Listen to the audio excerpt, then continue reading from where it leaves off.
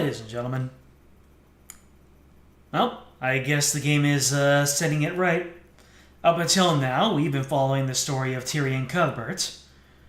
Does that mean in Case 4 things are going to change? You've experienced the world through his eyes, capital E eyes, as in the eyes of Horus, and fought for justice through his soul. But this time, why don't we start from the perspective of another? So we're only starting from the perspective of another. Are we actually going to stay in the perspective? Or is this going to be one of those Ace Attorney cases where someone else picks up? Or are we going to play from the perspective of Arya Steelwind? That'd be cool. Episode 4! Severed Ties. Got some whoops in the chat here. Matthew and James. Welcome.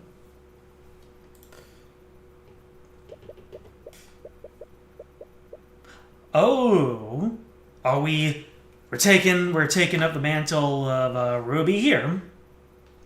Which it's kind of like the case from the third game where you play as Mia, except instead of being rookie Mia, we're going to be modern day Ruby. I can't believe Cuthbert read the client's mind without asking. It's starting to become a problem. He's becoming more and more reckless with each passing year. I wish Frey was still alive. She would know what to do. She made it look so effortless, and he loved her. Would he have listened to her if she was still here? Ah! So this is Beatrice Fragum. I mean, I figured that since she had a different portrait that it wasn't going to be Miriam, Ather Solaris. So we're going to be playing as Ruby, defending Beatrice. So then... So I'm guessing because it's Ruby age 46, this is going to be happening at the same time in the modern day. Or maybe this is going to be preceding the events to the proper Chapter 4. We'll see in a bit. Is something the matter, Tamora? No. I was just thinking about something. Well, the trial is about to begin. I don't doubt your abilities, but I'd still appreciate if you remained focused. Until we know that Beatrice is at all bougie, she's not getting the Chell voice. All of our futures are at stake, after all. Of course, Miss Regum. Occupation freelancer? What do you mean by freelancer? She writes a column in the local paper. Beatrice takes a deep breath before she claps her cheeks together. Okay, I said that on purpose. If you know, you know. Before she claps her hands together.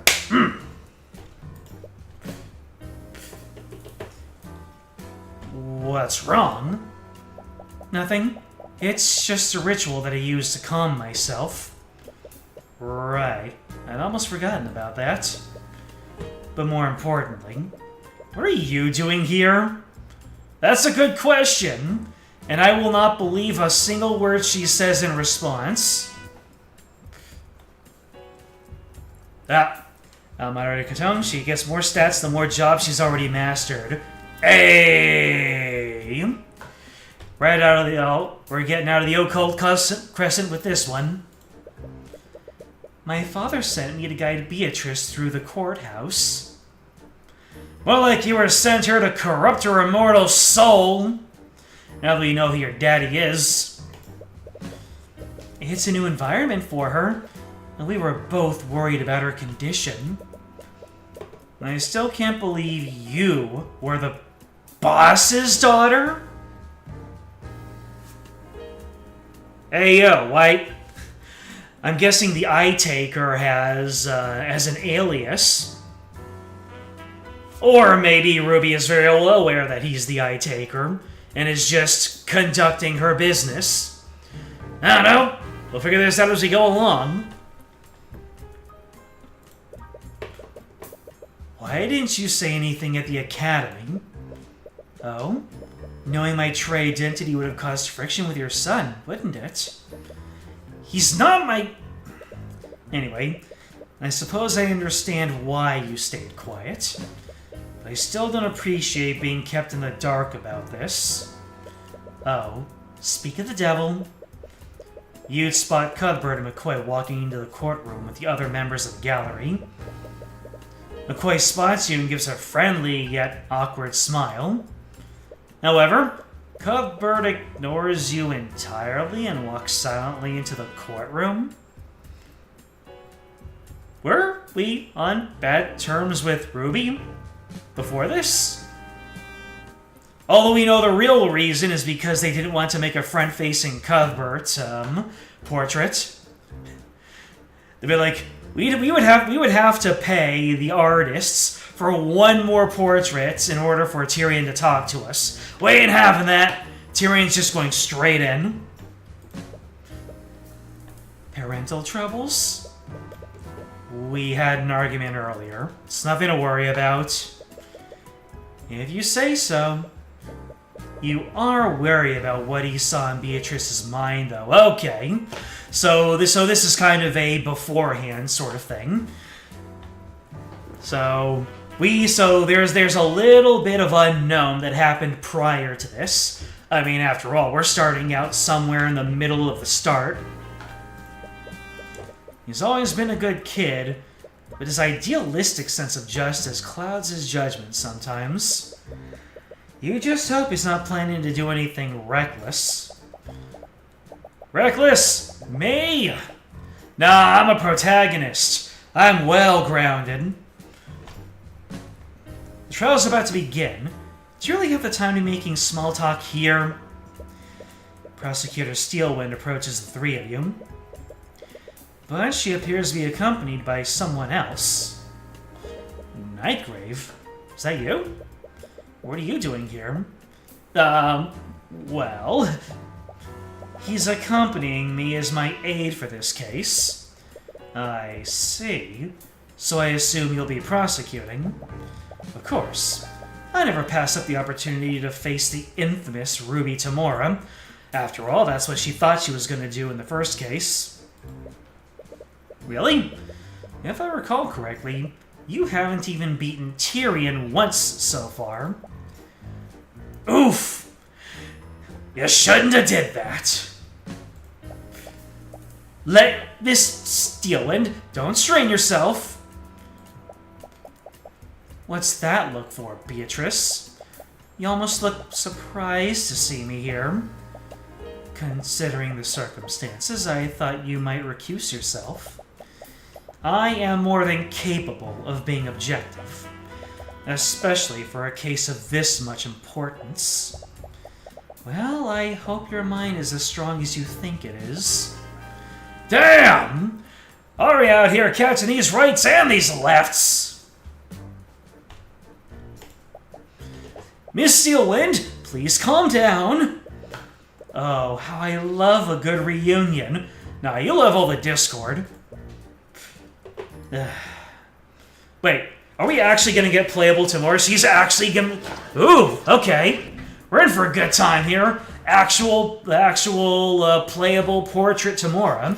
I wasn't sure if we were just going to fast forward to the end of the trial, or if we were actually going to get some courtside player character Ruby. Let's go. Court is now in session for the trial of Beatrice Frege. Miss Steelwind, is the prosecution ready? Miss Steelwind? Of course. The prosecution is ready, Your Honor. Hey, there she is, looking good, Miss Tamora. In her rightful place. The defense is also ready, Your Honor. Can't wait to see her alternate animations. Something seems off about her today. Is her personal attachment to this case distracting her? Very well. Let's begin the proceedings. Prosecutor Steelwind, could you please list the charges? Your Honor, the defendant is charged with first-degree murder and grand theft. It's always murder. Except for the last one. The last one was a civil trial. The murder trial happened afterward and was a complete sham. As many of you know, Beatrice Frege is the formerly missing daughter of the now late William Frege. And the victim of the murder is William Frege himself. Yes, I'm well aware of that. The people of Isengard will certainly mourn the loss of House Frege's head. Please. The only people mourning him are the banking house's shareholders. But anyways, did you also say the defendant is accused of grand theft? Yes, Your Honor. The crimes took place during the Lord's Ball, an event that was hosted in Frege Manor yesterday evening. The Haraldson Hall of History had a gallery display within the manor. They were showcasing several magical artifacts donated to the Isengard Historical Society. One of these items was the Sword of Spell Eating, a magical artifact that allows its wielder to nullify magical effects. Back in Final Fantasy VI, we called this runic. Sword of Spell Eating. The Sword of Spell Eating is an ancient artifact wielded by a creature. That creature and anything connected to them, physically or magically, are immune to all harmful magical effects. Legends say it was forged through a blood contract between a mage and a demon. We, the prosecution, believe that the defendant stole this item. She then used it to nullify the magical lock on the victim's study. After breaking into the study, she attacked the victim and slashed his throat open using a letter opener. He died of blood loss shortly after. Autopsy report of William Frege died at 3:12 a.m. Cause of death was blood loss after his throat was slashed open. Both carotid arteries were severed, meaning that death must have followed mere seconds after the wound was inflicted. Body showed several scratch marks on the face and back. Traces of illusion magic were also found in the body. Fascinating. This guy does not skip jaw day, let me tell you. Also, because he's a legal sim visual novel character, he had to have that little tuft of differently colored hair right on the side, right here. Yeah, there, AQ. Yeah. Apparently we're starting somewhere in the middle of the beginning of the case. We're playing as Ms. Tamora, and we're defending Beatrice Frege, who I'm guessing is Miriam's sister? And apparently she's accused of, well, you saw everything. I don't know how long you've been here. So, obviously, something's going to go down, that there's going to be some mess that Tyrion will need to clean up at some point. I see. What possible motive would the defendant have to murder her own father? William Frege and his daughter were not close. Saying that they had a strained relationship would be an understatement. In fact, 5 years prior to the murder, Beatrice abandoned and fled her home. She went into hiding and did not contact any of her friends or family. Her whereabouts were unknown until she suddenly contacted her father a week ago. Now we know where Tyrion got his habit of slamming the desk for absolutely no reason at the drop of a hat. You know that meme, literally no one blank, and then the bottom line would be Tyrion Cuthbert, pow, pow, pow. My client left the Frege household because of her toxic relationship with her father. She wanted to create a life for herself that was free from his influence and abuse. I won't disagree with your claims, but that just highlights how desperate the defendant must have been. She had clearly fallen on hard times and begrudgingly contacted her father for financial aid. I can't possibly understand why they would schedule this meeting during the Lord's Ball. But nevertheless, several witnesses did see her that night. And these same witnesses saw her storming out of her father's study in anger. Her father must have refused her request for gold, so she decided to murder him to claim his inheritance. Luckily, we prepared for this in advance. Yes, they're playing right into our hands. Oh, are they? What have we got in the court records? Yeah, we have nothing that's pre-existing. Aside from the attorney's runestone. I still love how it says every attorney has one. It's almost like a badge for them.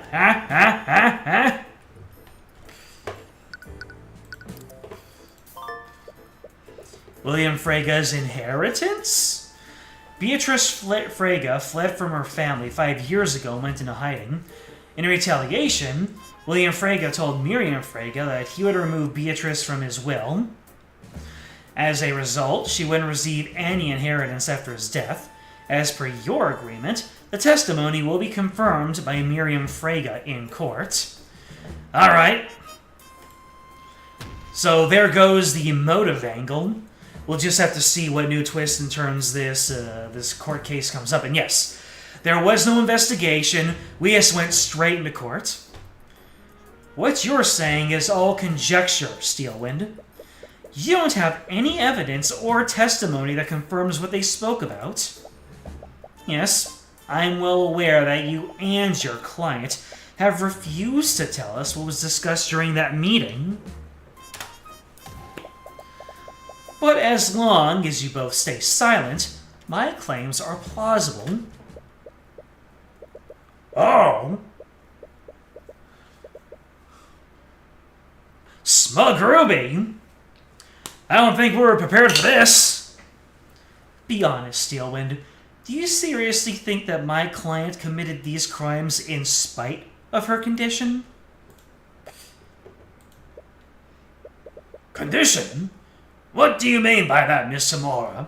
Explain! Oh, my fingers. Why don't you tell him, Steelwind? Tell the court about my client's disability. Your Honor, Beatrice Frega is considered legally disabled. However, legally disabled? That's a convenient way of putting it, Steelwind. My client isn't just legally disabled.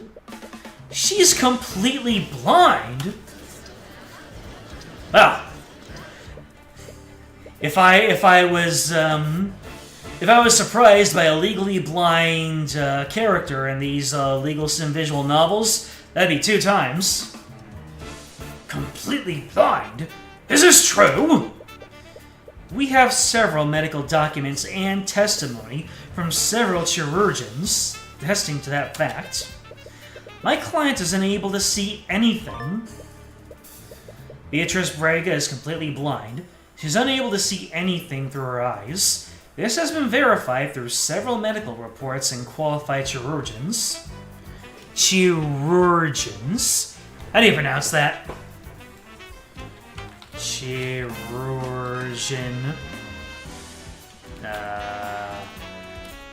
Pronunciation. Oh. Well, I had that wrong. Chirurgeon. Chirurgeon. Interesting.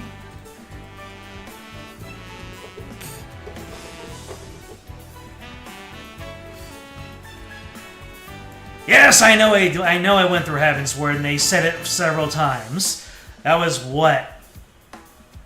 Like 2 years ago? 1.5?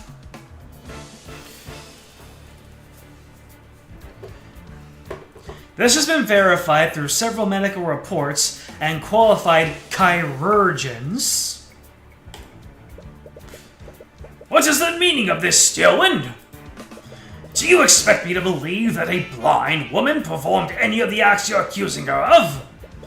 I'm glad you also see How ridiculous these claims are, Your Honor. If the court would just let me elaborate. Stealing. The prosecution's first charge is grand theft. My client would have needed to break into a magically secured display case. Performing such an act would be a difficult task for anyone, much less my client. And the second charge is first-degree murder. My client would have needed to use the sort of spell eating on the lock leading to the victim's study. Then, she would have needed to grab a letter opener, overpower the victim, and deliver a precise and fatal blow to the victim's neck. Does any of that sound like a reasonable theory, Your Honor? I'm compelled to agree with you, Miss Tamora. Well, shoot. Every single time, the judge is compelled to agree with Ms. Steelwind, but only when we're playing as Tyrion. Ruby's coming out swinging. It all sounds quite ludicrous, to be perfectly honest. This is just awful. The Steelwinds are clearly just attacking the Fragos now that their head is deceased. Enough! Your Honor, the court has not seen the evidence that supports this case, nor have you listened to the Inquisition's testimony regarding their investigation. Until you have done so, you are in no position to pass judgment. Very well, Miss Steelwind. I suppose you have a point.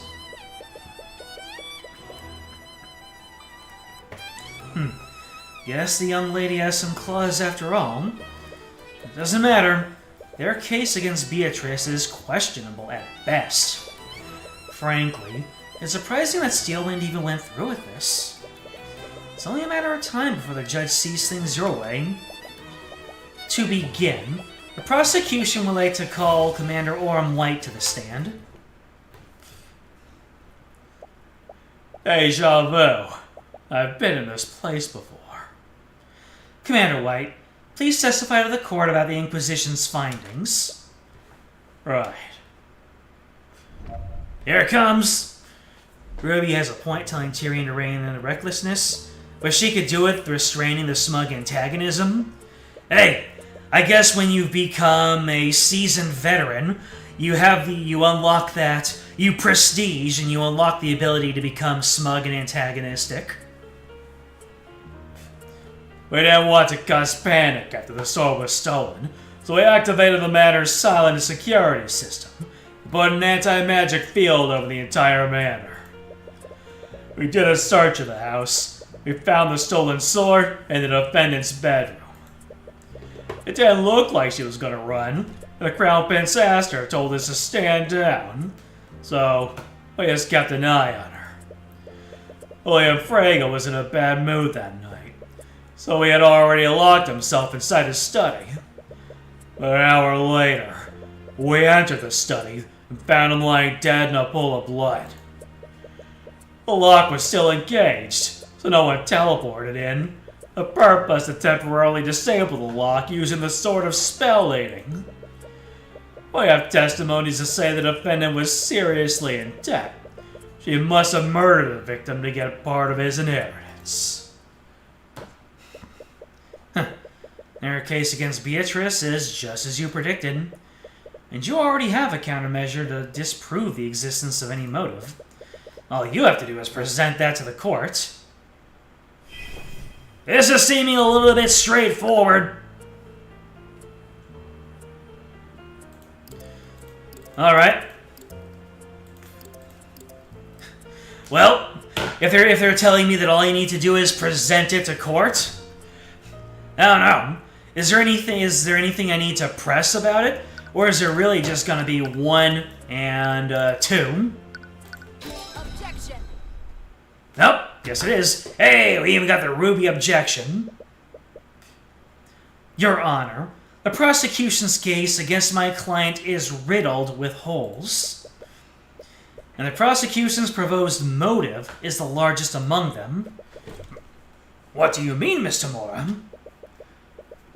Of all the elements in this case, the motive is the most believable. Your client would have had much to gain through her father's inheritance. That may be, but that's assuming my client had anything to inherit at all. Nani? Your Honor, my client fled from her psychologically abusive father 5 years ago. How do you think he would have reacted to that? Lord Frege was a petty and vindictive man. Do you honestly think he'd leave his inheritance to someone who disobeyed him so egregiously? No. He'd do everything in his power to make sure she didn't see a shred of his wealth.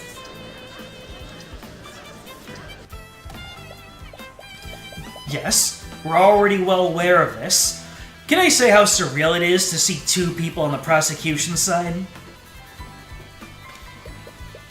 The moment she slams her cane down, you notice the prosecutor wince a little, but she quickly hides it and regains her composure.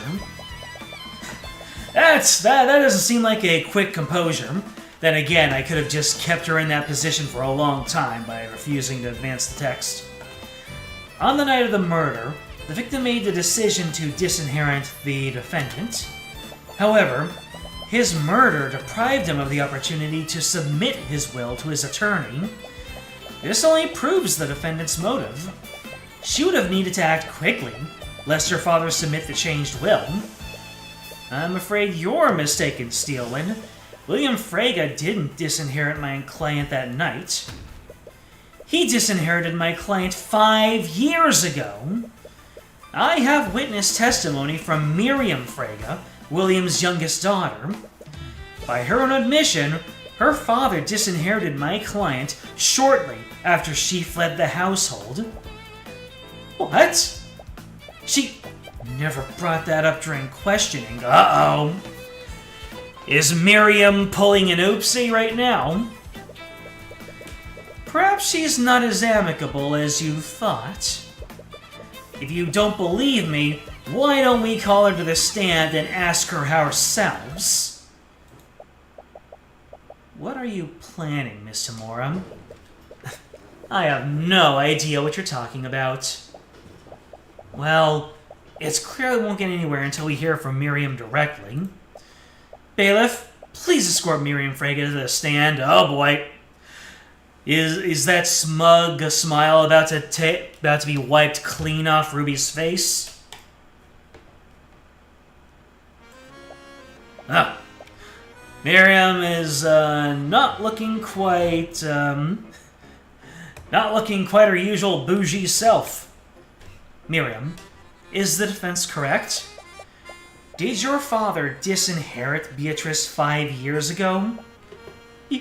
Yes. And you didn't think it was necessary to share this information with me? Well, you never asked. If I recall correctly, you were also tight-lipped during questioning this morning. Are you staying quiet for your sister's sake? The witness just lost her father. You can hardly expect her to recall every detail that's relevant to the case. Which raises a more concerning question. How did you extract this information? Who knows? Maybe I just have a way with people. You're being sus, Ruby! The point is to teach Tyrion how to be straightforward and on the narrow, but you're kind of being purposely vague for the purposes of what? Throwing off your opposition? Or maybe that was that straightforward sense of justice that Ruby was chiding Tyrion for? It's a reveal of Ruby's character. Oh, so there's more to Ruby than just the mentor aspect. It's been hinted at that Ruby in court is vicious. I see. Alright, then continue. regardless, I suppose you have a point. I'll give the witness the benefit of the doubt. For now. In any case, Miriam, please testify to the court about how you found out about Beatrice's disinheritance. Yes, of course.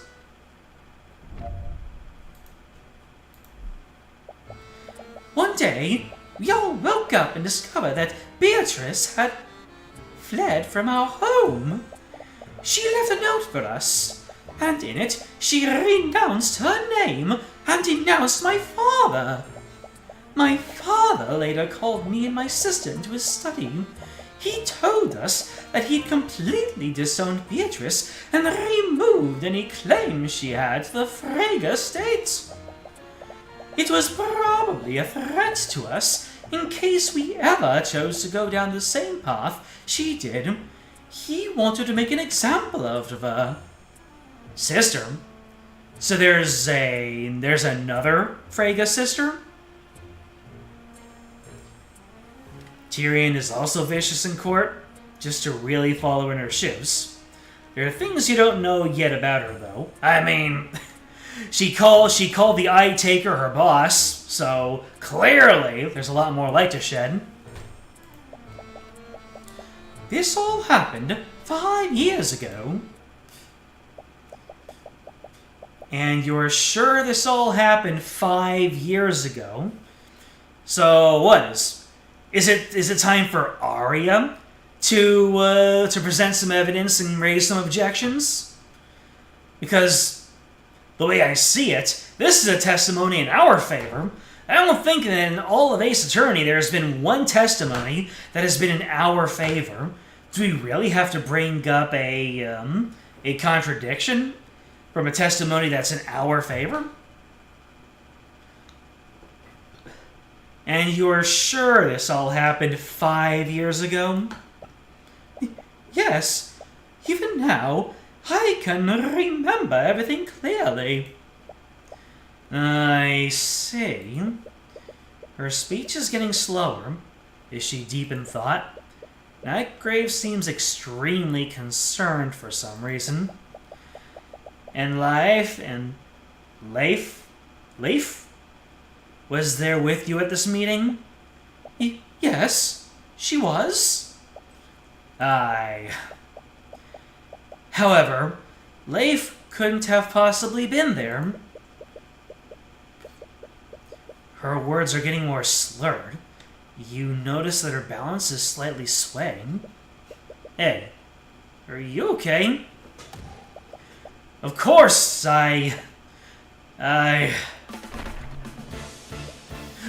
What? Why the Scaled Lord? Is that blood? Blood? Bailiff! Find anyone capable of casting heal magic! Escort them to the courtroom immediately! Alright, what's going on here? After some scrambling, a couple of healers were able to help Nightgrave stabilize the prosecutor. In all the chaos, you caught a glimpse of her. There were deep wounds and blood on several parts of her body. She must have used some kind of illusion to hide them, but her disguise is completely dissipated now. Before Steelwind is taken out of the courtroom, you catch her whispering something into Nightgrave's ear. You see a look of confusion from him, but he nods and makes his way to the witness stand, but not before passing a message on to the bailiff, who seems equally confused. Just what the hell is going on? My thoughts exactly! I thought that maybe there was like a mental block on like... It seems like when Steelwind was about to talk about Leif, or like try to make an alibi, that's when everything went bad. Or no, I think Steelwind was either way, it seems like there must have been some kind of magical lock on her to keep her from talking about certain topics, and when she was about to dig into it, maybe that's why she felt kind of tentative going into it, but she had to keep pursuing it. And it seems like whatever negative effect that lock had, as soon as she crossed that line, it activated and silenced her. Mr. Nightgrave, explain yourself! What is going on? Why was Miss Steelman so gravely injured? I'm sorry, but I wasn't actually here as Miss Steelman's aide. I was here as her healer. Her healer? The truth is, Miss Steelman was... Okay, never mind. Miss Steelman was violently attacked at noon today. She was in critical condition, but she insisted on prosecuting the case anyways. I owed her a favor, and she asked me to channel my necromancy to keep her wounds closed during the trial. Lord, why did she just recuse herself? She must have known. If anyone else tried to prosecute Beatrice, you would have handily won the trial. Nevertheless, she showed up to prosecute because no one else would, and she did all despite the risk to her life. Almost makes you respect her a little. Well, clearly she needs her own bodyguard. Almost. Damn! That wasn't... What do we call this? She was catching lefts, she was catching rights, and now Arya caught a little headbutt. Just a nice little love tap. Anyways, is there any need to prolong this trial, Your Honor? What? Even you must acknowledge how weak the case against my client is. In addition to that, Miriam's testimony shows that my client had nothing to gain from her father's death. Miss Tamora, Miss Steelman has been gravely injured, and you're still only concerned about... The only thing I'm concerned about is seeking justice for my client. The fact that Beatrice was poker faced throughout that whole thing makes me think that she's actually guilty, and she was the one who assaulted Steelwind. That's my working theory, only because of how sus everything is right now. Even so, we cannot move forward until we find another prosecutor. And how long do you think that will take, Your Honor? It's almost been 12 hours since the murder took place. That gives us, what, 36 hours? After that, every magical trace of the crime scene will fully disappear. But there might be someone... If Steelwind had simply allowed another prosecutor to work this case, we wouldn't be in this situation. She took a risk, and now she has to pay the price. Wouldn't you agree, Your Honor? Oh, wait. Hold up. This is a mob boss bull wonky that we got going on here. Did Eris do it? Did Eris cut up Steelwind on the way? All on behalf of dear old Dad? Maybe the Eye Taker is playing some sort of angle over here, and that the murder of William was part of his machinations. I don't know, I'm just looking at every single piece that's in play and seeing if I can get some sort of working theory together. Because you know, in these LSVNs, legal and visual novels, that there's always 2, 3, 4, maybe even 5 layers to the story. She took a risk, and now she has to pay the price. Wouldn't you agree, Your Honor? You're not exactly proud of winning. You're not exactly proud of winning this way. But this is what it takes to win, and you won't let an opportunity like this pass you by. The judge is clearly unhappy with this turn of events, but it's out of his hands now. Well, due to today's unprecedented events, I suppose I have no choice. There aren't any prosecutors available to immediately take Miss Steelwind's place. We will take a brief recess After that, I'll deliver my verdict. Objection! Oh, Tyrion, what are you doing, my man? Woo! Oh no! PvP has been enabled! Oh man, we're playing on mirror mode. Damn! Someone really hit Tyrion with the Wololo, and now here we are. Alright. Now this is some courtroom drama! Your Honor, I'm afraid you can't pass a verdict just yet. Mr. Cuthbert! Cuthbert? Yeah, you hold that shocked face. What in the hell are you doing? I don't know. But what I do know is that there was a massive contradiction in Miriam Frega's testimony. But it looks like things aren't going to be as simple as you expected. Alright. Oh, so now we're flashing back to the first day of investigation. I gotcha. Now we're gonna figure out why exactly it is that Tyrion is going up to bat. When the server auto-balances the teams, exactly. Let's get into it! The night before. I feel so out of place here. Despite your clear hatred for the nobility, you've found yourself at a party filled with aristocrats.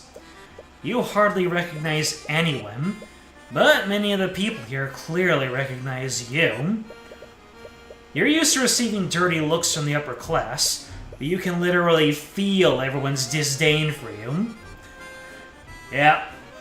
Imagine being at a convention of primals, and you're the warrior of light.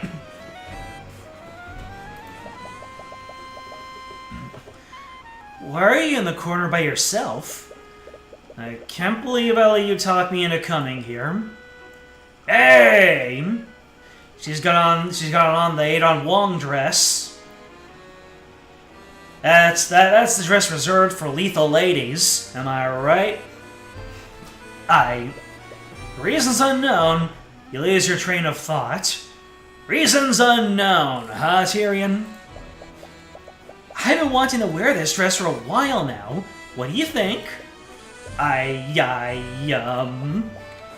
What's wrong? You suddenly feel extremely flustered. It's difficult to make eye contact with her. Quickly, look at something else on her body. Oh, I see.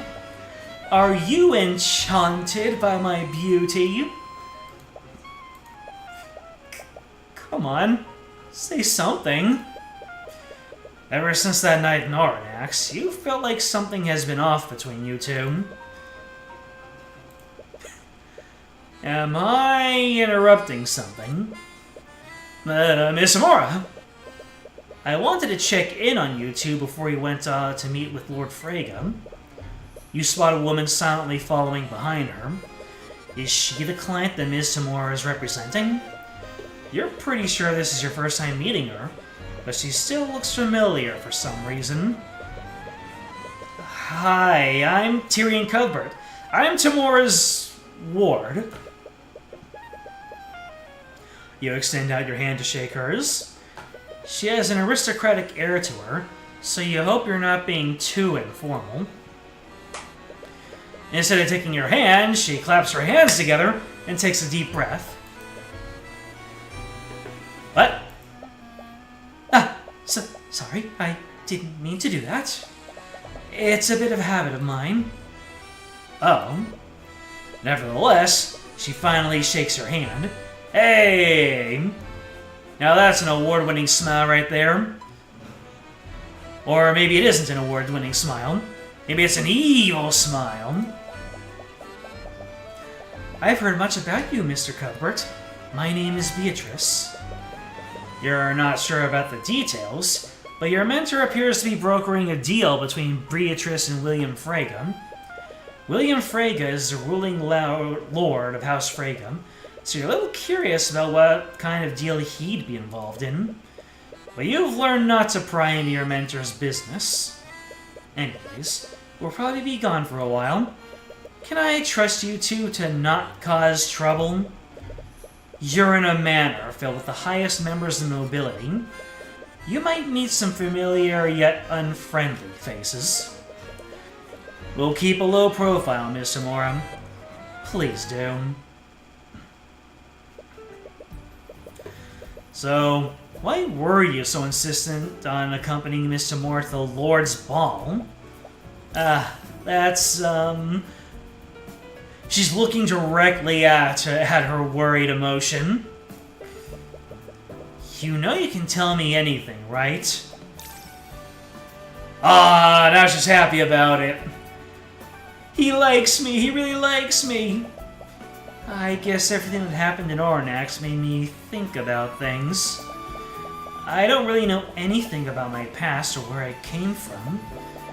I didn't want to think about it because of my dad and mom, but... Hey, yo, are we about to see the box art come to life? She's wearing the dress.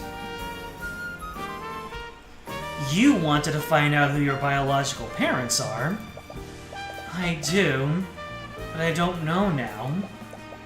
Being here is starting to make me feel weird. I still have my mom, and looking for my birth parents feels wrong somehow.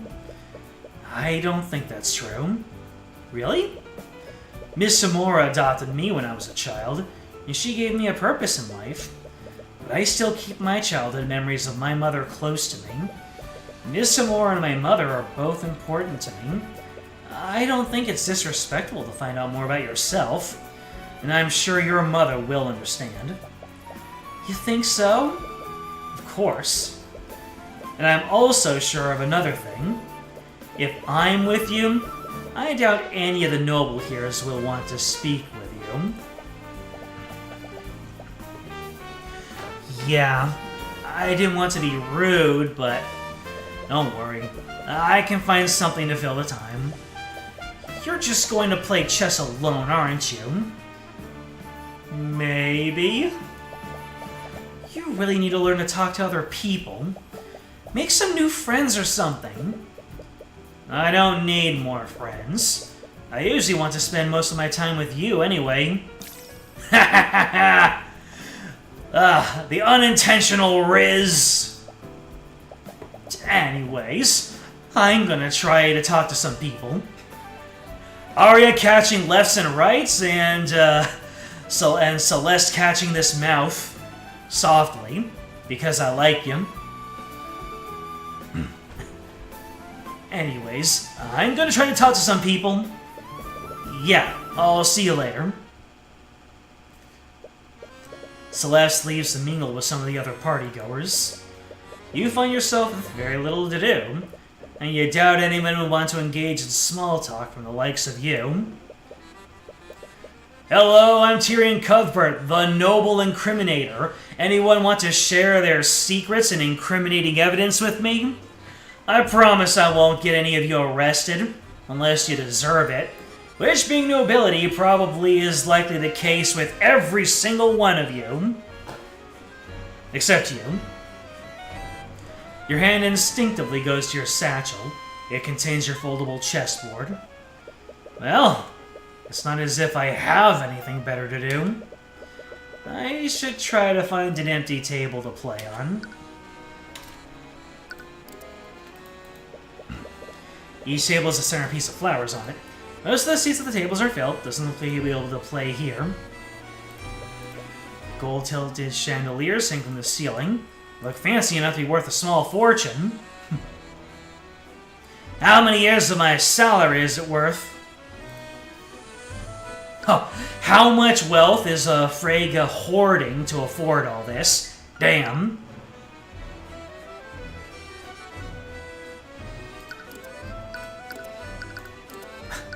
We're just gonna play on the floor of the hallway? Alright.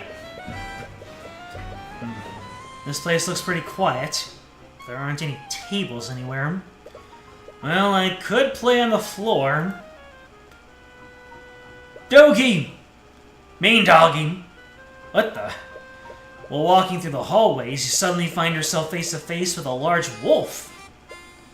Immediately upon seeing you, the wolf quickly gallops away. Do wolves gallop? What is the gallop definition? The fastest pace of a horse or other quadruped, with all the feet of the ground together in each stride. Do wolves gallop? Yes, wolves can gallop over short distances at high speeds, reaching up to 35 miles an hour. Okay. That's the first time I've heard anyone describe any animal aside from a horse as galloping.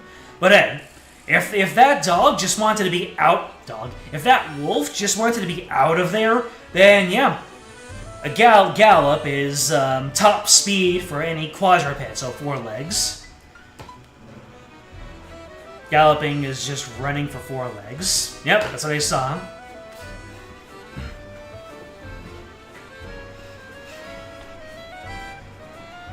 Yes, that was Dogie.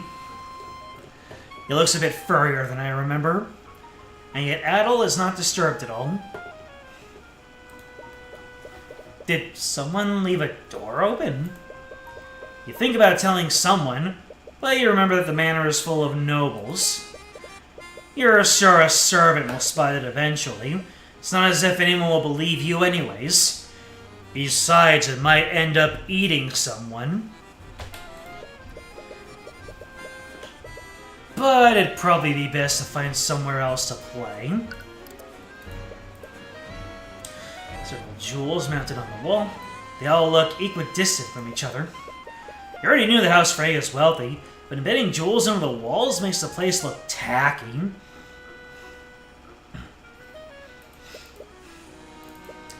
Gold-tinted chandeliers in the hallways. That's ridiculous when you think about it.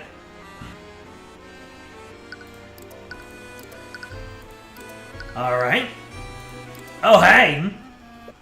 It's the, not the murder weapon. I was about to say murder weapon, but no. It's the sword. You'll look further around the manor and find a room with several displays. Looks like a gallery of some sort, but it's slightly out of place here. There are a few nobles in the room, and they're all silently appreciating the exhibits. Perhaps Lord Freyga paid a museum to create some historical display for the Lord's Ball. Now there's a face I haven't seen before. Hello there, sir. As you take a closer look at one of the exhibits, an old man approaches you. Is that a monkey? Is that a monkey on his back? Hello, my name is Harold Haroldson. I'm the curator of this collection. Really? Harold Haroldson?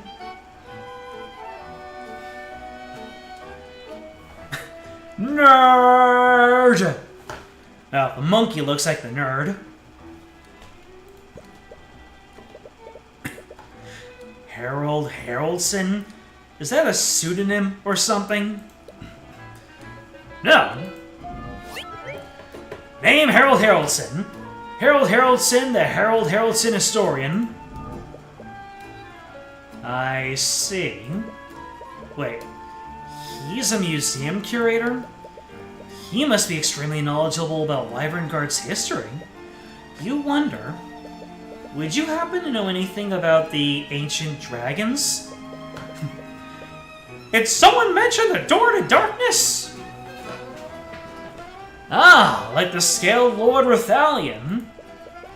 Oh, I forgot the dark brown voice. There are many pieces in this gallery, and some of them were items that were wielded by 7 heroes of Wyverngard. Legends say that some of these items were directly enchanted by Rathalion himself. Enchanted by Rathalion? Would that mean they also don't follow the rules of magic? Perhaps you should examine these items more closely. It's a pair of metallic armbands. There are several magical runes carved into them. Those are the armbands of intellect. Now, if this guy was a bit of a jerk, then I would break out the Rick Sanchez voice, but I don't know him well enough yet. They were actually created by a member of House Frege many centuries ago. Centuries? That would make these armbands one of the first creations of artificery. That's correct! Legends say that whoever wore these armbands would be granted unparalleled levels of intellect. Many believe that House Frege created these to aid them in their study of magic. Oh wow, we're just grabbing these armbands and throwing them straight into our gallery, our court records.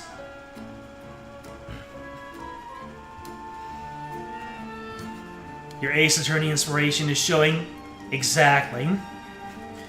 But nah. If it was Ace Attorney inspired, it would be a terrible pun, like Justin Way. The armbands of intellect are ancient artifacts worn by a creature.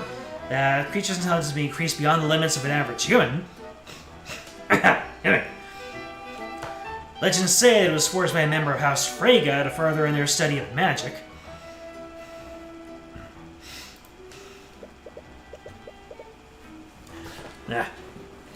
Getting a little congested.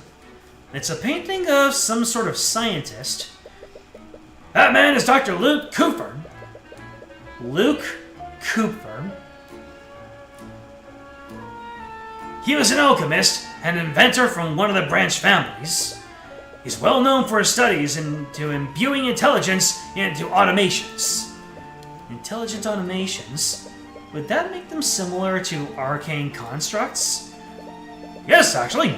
I wouldn't be surprised if Lord Von Sanctus used Dr. Cooper's research to create those constructs. So in essence, Von Sanctus is taking credit for someone's work.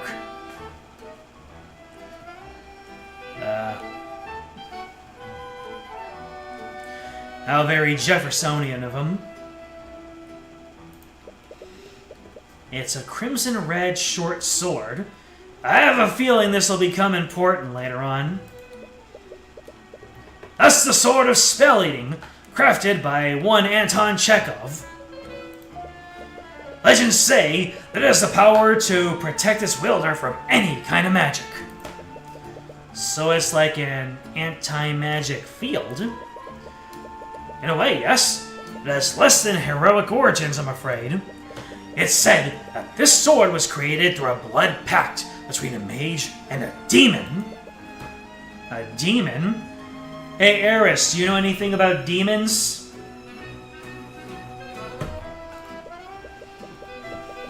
Legends say that some demons have the power to absorb and nullify magic.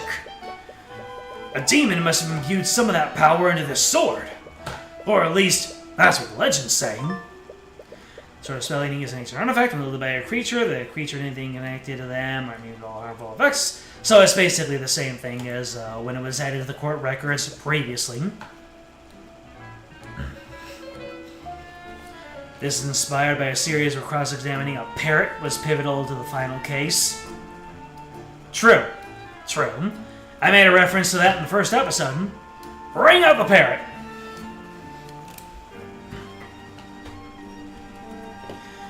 Is it safe to put something like this on display? What if the legends are true? Ha! Don't worry. Those displays are fortified with several abjuration spells. I bet even Lord Steelwind would have trouble getting into this. Harrelson securing. The artifacts on display at the Lord's Ball were protected by a ledger of abjuration spells. Even a highly skilled mage would have trouble breaking into them. It's a painting of a researcher. That is Professor Matt Ferland. He was a professor of some renown. He was a researcher of combinatorial magic theory. Explain. This is a study of how different types of magic interact with each other. He famously ran an experiment on what would happen if two anti-magic fields overlapped each other. That's actually pretty interesting. what were the results of the experiment? Well, they had mages enter the space where the two fields overlapped. It turns out, those mages were able to use their magic in that space. Uh-oh.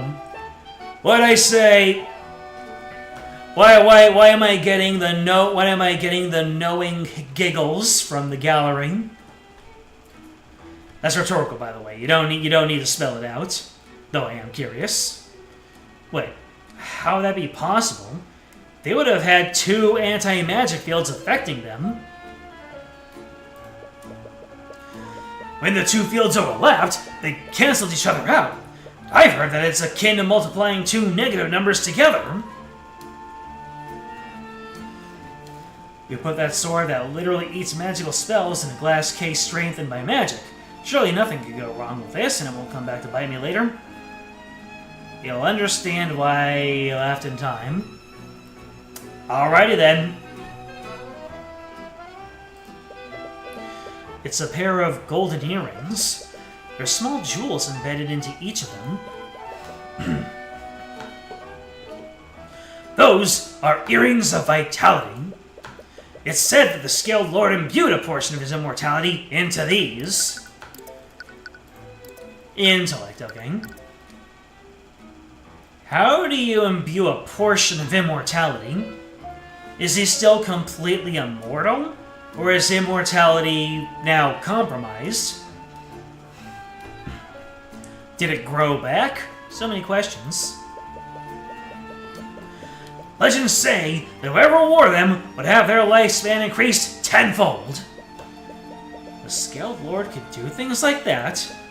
Of course! He is the Scaled Lord, after all. The Ears of Vitality are an ancient artifact. When worn by a creature, that creature's wounds will slowly heal over time. Well, Steelwind could have used one of those. Furthermore, its holder's lifespan increased tenfold for as long as they're worn. Legends say it was created by the Scaled Lord himself.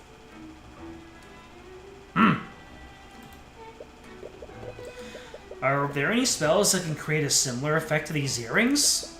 Not that I know of.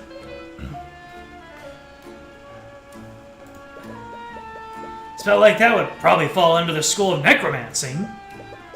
And I'm sure you know how much the kingdom scrutinizes that type of magic.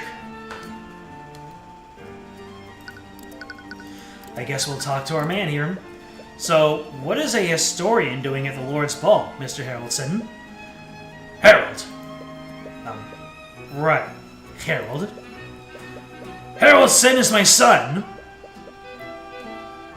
Anyway, Lord Frege invites my museum to set up some display here every year. He must think it adds a semblance of culture! The fool! The fool? Why the fool? You own a museum? Yes! This is the Haraldson Hall of History, located in the Hall of Homharith. That's a mouthful. Unfortunately, I don't think his guests appreciate the historical significance of these items. Honestly, I think you're the only person in years who's taking a meaningful interest in them. Tell me about the monkey. If you take something from infinity, it remains infinite. True. Sorry, but I really have to ask. Is that a monkey riding on your back? Yes! This is my familiar, Eugene. Your familiar? A familiar is a creature that a mage has formed a magical bond with. With that bond, our souls are forever connected. I could communicate with him telepathically. I could even cast my spells through him if I wanted to. We're very familiar with each other. Ha! Really? I never knew a spell like that existed. It's quite rare. Very few mages take the time to learn how to cast it. Familial bond. The caster forms a magical unbreakable bond with the target creature, connecting them to the caster's magic. While this bond exists, the caster can telepathically communicate with the target over any distance. The caster can also choose to see through the target's eyes as long as they concentrate. And lastly, the caster can also cast spells from the location of the target creature instead of their own location. Once this bond is formed, neither the caster nor the target can form bonds with any other creature. This bond can only be broken in death. Till death do we part, it would seem. There are so many tidbits in here that I can see coming back and becoming evidence later.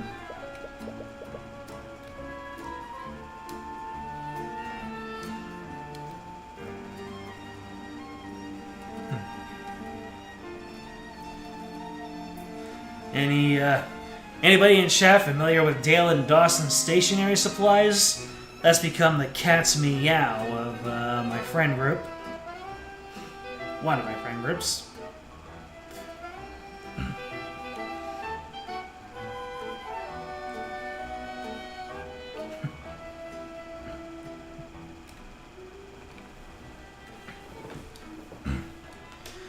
Eugene helps me with my day-to-day. His old bones aren't as spry as they used to be, after all. Tell me about the ancient dragons. That was a Steam game that's currently on sale that I asked about.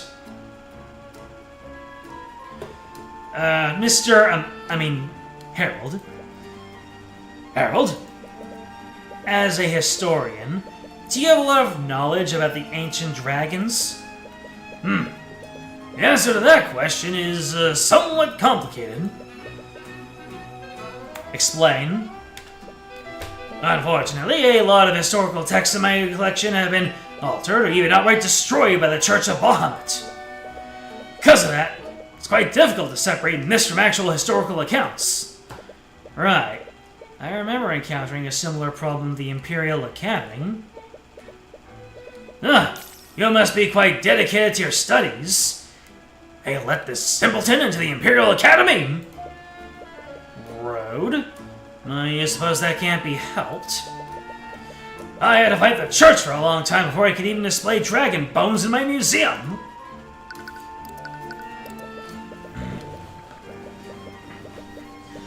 In the history of the ancient dragons, was there any instance of them granting powers to humans? Well, of course! There's the entire premise behind the 7 heroes of Wyverngard. This... Alright. Does this idiot not even know about that? Ugh. You're starting to earn the voice there, Haroldson. Right. But was there anything before that? Did they ever grant supernatural abilities that didn't follow the rules of arcane magic? Granting supernatural abilities, you say? That sounds more like something demonic in nature, rather than draconic. Demonic? Much like the ancient dragons, demons are the stuff of myths. There are many stories of people selling their souls to them for untold power. Selling their souls? You recall the note that your mother left you before she was executed? Use my eyes. Peer beyond the divine gate as I once did. She told you to use her eyes. Did your mother make a deal with a demon to give you the Eye of Horus? Not wrong. This simpleton is far too superstitious. No, nothing's wrong. It's a bit too much to take in, but you might just be overthinking this. There haven't been any recorded sightings of demons in recent history. Have you seen a demon recently, Eris? There are only second-hand stories and superstitions. The Eye of Horus can't possibly be demonic. Can it? You hope Celeste's investigation is going better than yours. How dare you insinuate that I engaged in an adulterous relationship? That's not what I... Enough! If you try to speak with me again, I'll have the King's Guard throw you out! This isn't working. I don't think asking them like that will be very effective. What? Hey! Looking ritzy there, are ya? Interesting how much of a difference it makes that she's not wearing that hat. And she's wearing a nice corsage. Corsage, is that it? Is that the word I'm looking for? Corsage.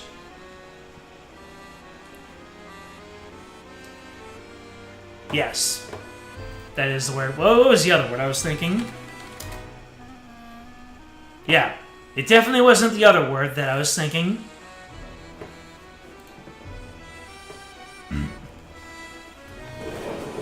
That girl's talking. She just spoke right now. Did you expect anyone here to be truthful with you? You're essentially asking them if they cheated on their spouses. Have you been spying on me?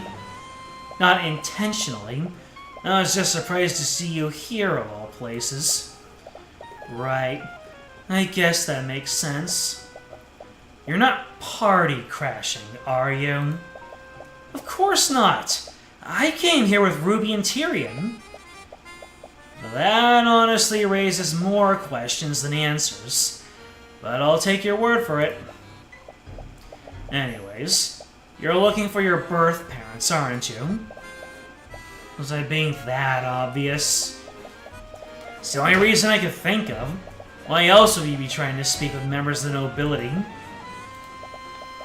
I don't know if it's any of my business, but think hard about whether this is what you truly want. Getting entangled in the aristocracy will only bring you misery. I've read your file. You have everything you could ever want. You have your mother and your friends. You even have a You even have a lover. I know you two's been smashing. But what? You're in a relationship with Mr. Cuthbert, are you not? No. Tyrion's not my... Really? From the way you two behave around each other, I just assumed.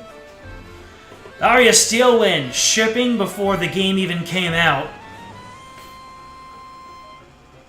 I ain't saying nothing about what that other word was. It's pretty obvious you have feelings for him. You literally stare at him wistfully anytime he's not looking at you. What? How obvious? Did he seriously not notice? I think someone with his deductive reasoning skills would easily see through you. Oh yeah? What about you and Aster? I have no idea what you're talking about. Come on! I was there at Von Sanctus Manor. It's so obvious you like him. Please. You're grossly exaggerating things. He may be my fiancé, but I only have the utmost respect for him. And what if I told you I was standing right behind you? Do you honestly think I'd fall for something like that? What are you falling for? Here we go. Your Highness? Oh, hello, Lady Steelwind. Your Highness, please don't wear it ahead like that. What was that? Was he with his little brother or something?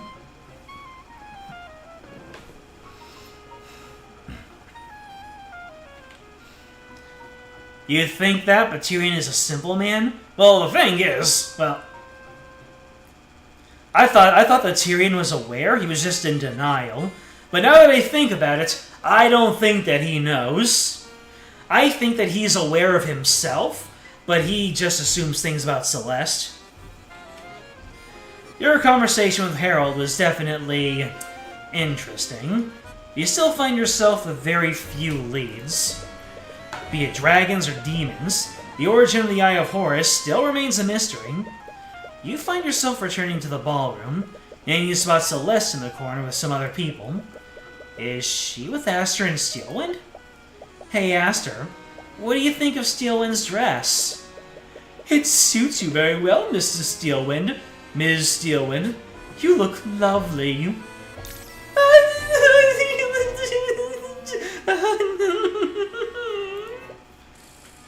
Gross. As you approach the group, you're stopped by a knight from the Kingsguard. He stares you down. What? Reparo Arcanum. That was the incantation for Detect Magic. The knight stares you up and down. Celeste hasn't cast any spells on you lately, so he shouldn't be able to see any traces of magic. Oh, Mr. Cuthbert! What was that all about? My apologies. They were making sure you weren't disguising yourself with an illusion.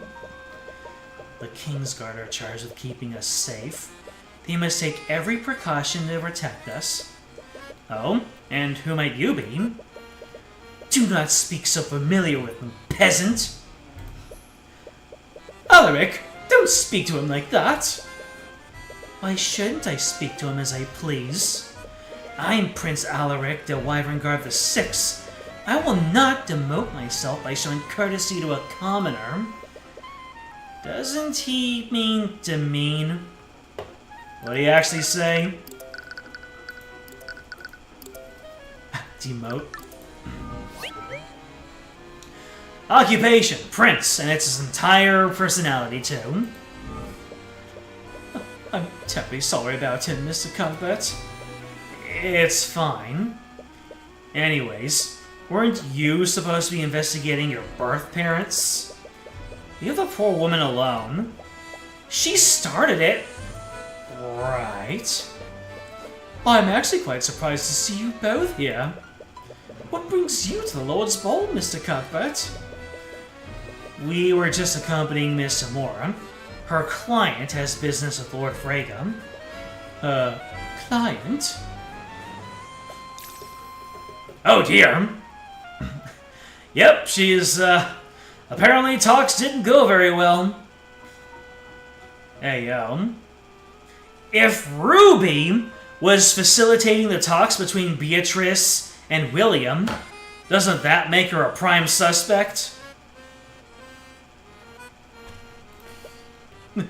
Beatrice? I can imagine why she's worried with that look, but why sad? Unless she was really rooting for the Frege family to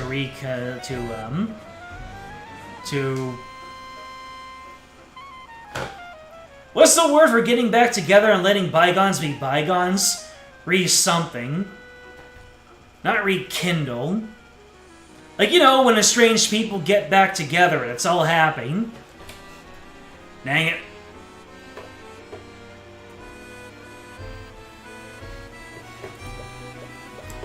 Beatrice suddenly storms through the ballroom. She almost walks right past you before she hears Aster's voice.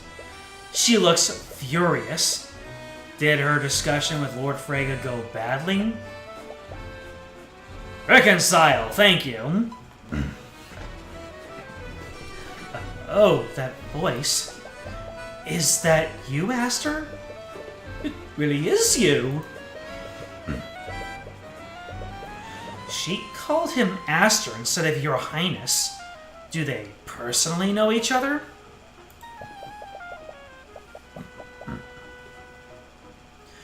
I'm glad to see you again. It's been quite some time. Oh, what's all this now? Aster's happy to see her, but sad that he's already engaged, perhaps? Is that really all you have to say? Uh-oh. Lots of complicated emotions flying around.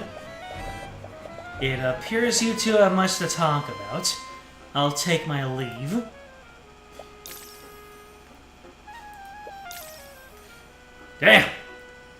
This is some densely packed emotion going on here. There's a bit of tension in the air. Celeste, we should probably get going too. Yeah. Wow. That was awkward. Yeah. I wonder how those two know each other. She's working with Ms. Tamora, but she somehow knows Lord Frege and the Crown Prince. Just who is she? Well, you suppose it's none of your business. Anyways, how did your investigation go? I got nothing. I got a rock. Someone threw it at me. I think all I did was make a bunch of nobles mad. Sorry. I know you really wanted answers. But I'm sure something will come up. You think so? It might be a little irresponsible to give her hope like this. A noble abandoned her at a tavern in a rundown village. You doubt someone like that would make themselves easy to find. Anyways, I don't want this night to be a total loss. Are we going dancing? Come on, dance with me!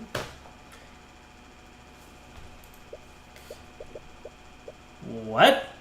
That's not really something I... Don't be like that. How often do we get to go to a party like this?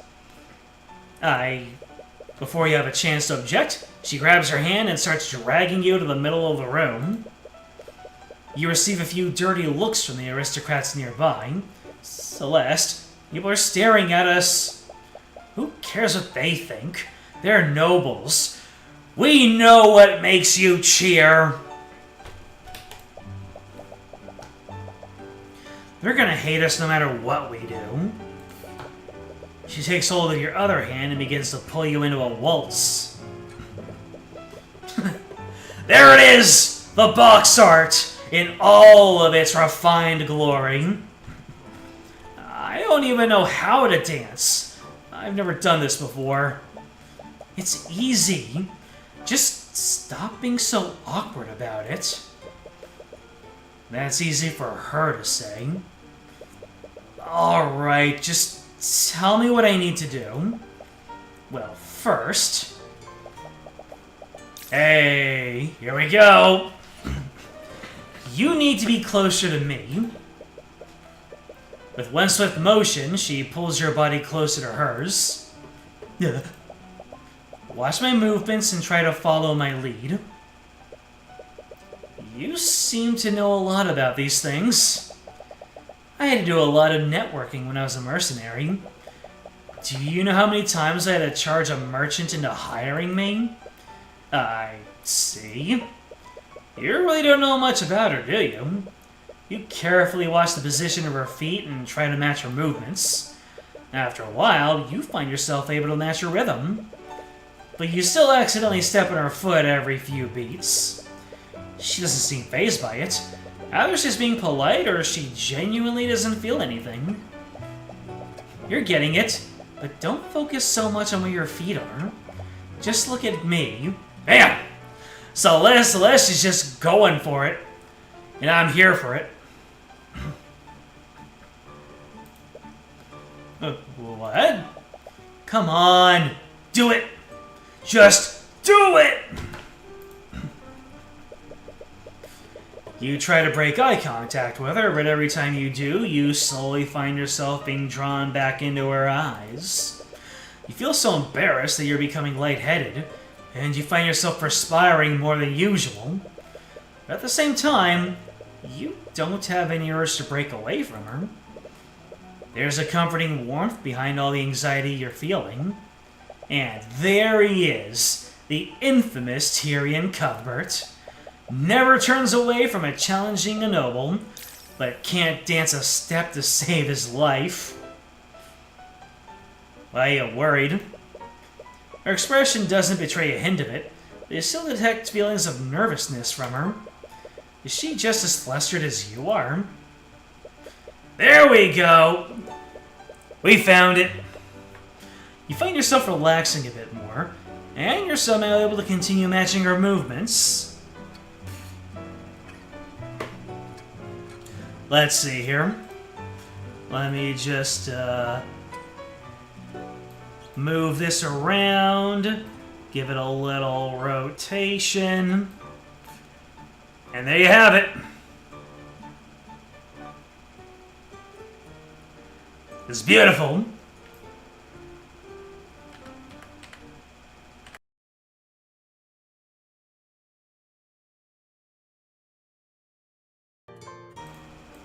Did I accidentally mute? I think I did. Oh. Okay.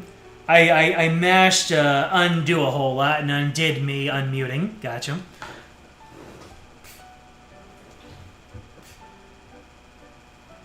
They're so cute and cheerful together that's making you sick to your stomach. Well, too bad! 'Cause they don't care what you think. No? No? Okay, so I guess I didn't say anything after I accidentally muted myself. 'Cause I did... No, wait, no. I muted the game audio. I muted everything, basically.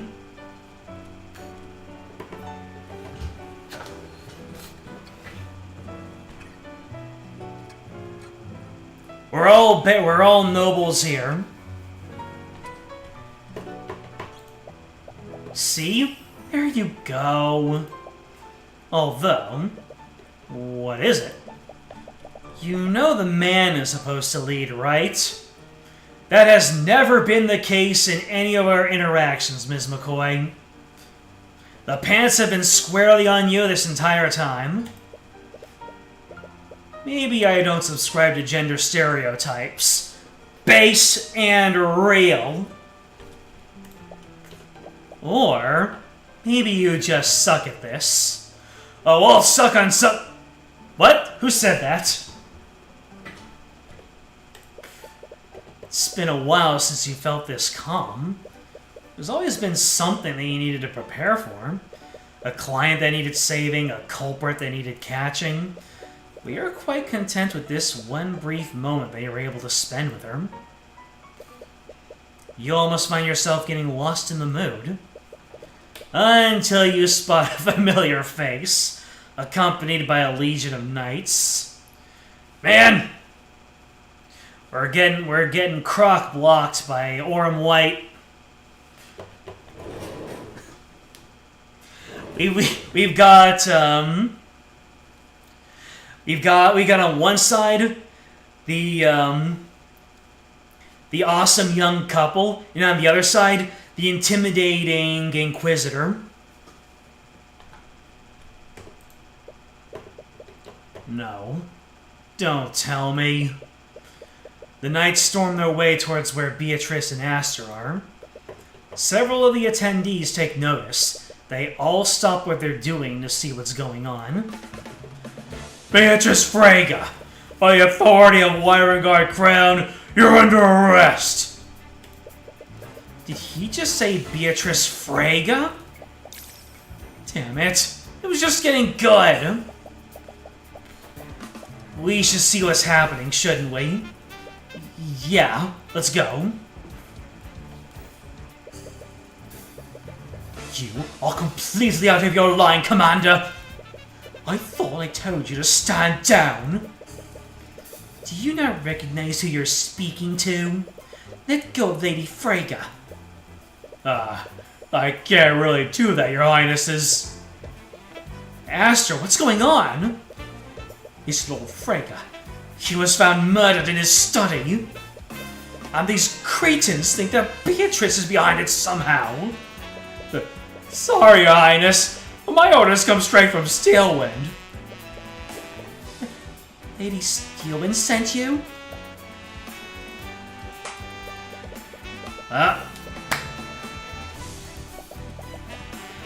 I should go with them. What? No! My brother is right. They have no right to... I don't want to cause friction between you and Arya. She's always been meticulous. I'm sure she's just being careful. I'm sure I'll be exonerated once they've thoroughly investigated what happened. Okay. Ms. Ruby Tamura will see to it. Oh, this is what's happening, isn't it? Ruby isn't as clean as we thought she is, huh?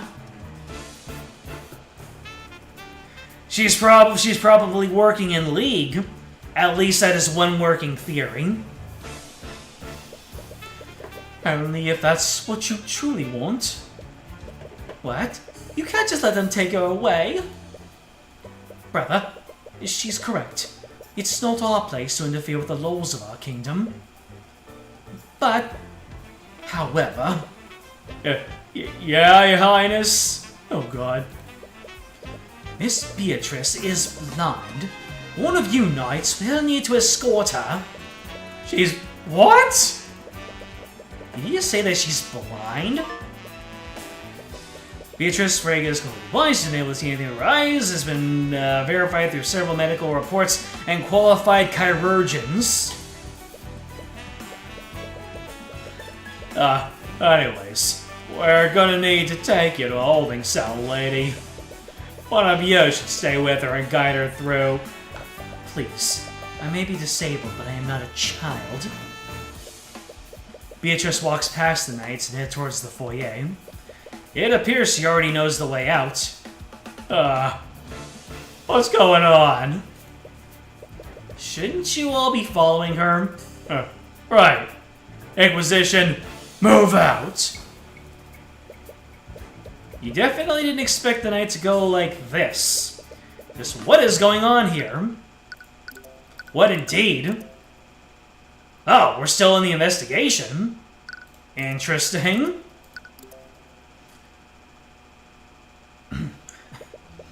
Wonder how much...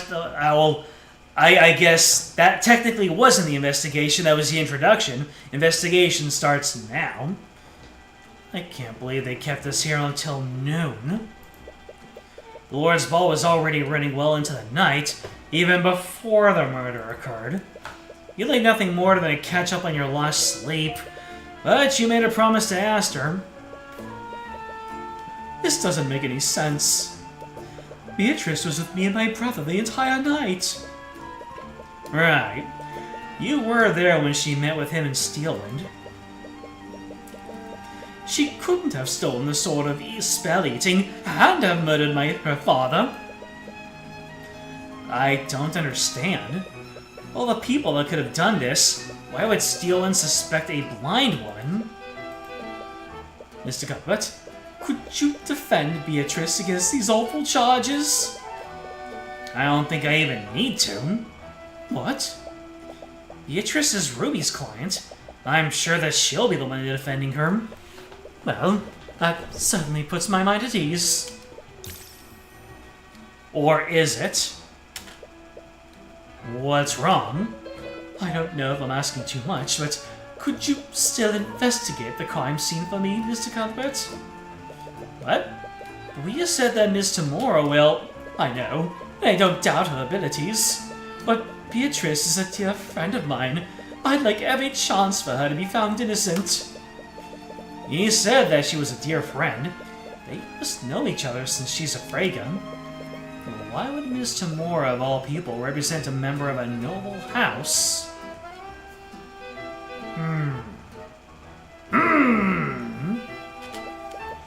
There's still a lot of things you don't know about her. Of course, I'll also compensate you for your services. Consider yourself blessed. A commoner like you could only dream of a job like this. Rick. The tiny prince has a point, though. A payment from the crown prince does sound tempting. I can't believe this. Celeste returns to the ballroom. She's changed back into her normal clothes. What's wrong? The people in the coat room said that they couldn't find my sword. They told me that someone must have stolen it. What? Celeste's missing sword. When Celeste went to the courtroom to change, she was told that her sword had gone missing. Someone else must have taken it.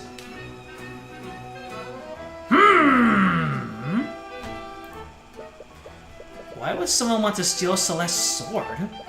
Aside from your group, everyone else at the ball was an aristocrat.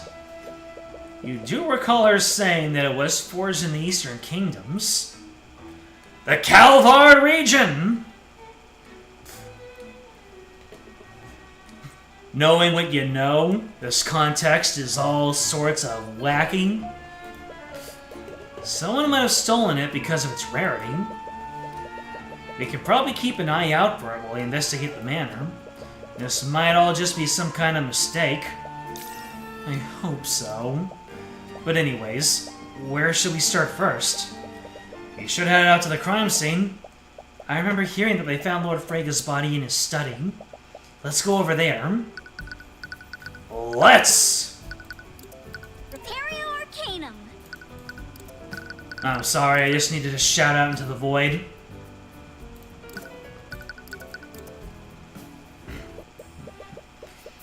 You arrive at the crime scene and see the usual swarm of Inquisition Knights.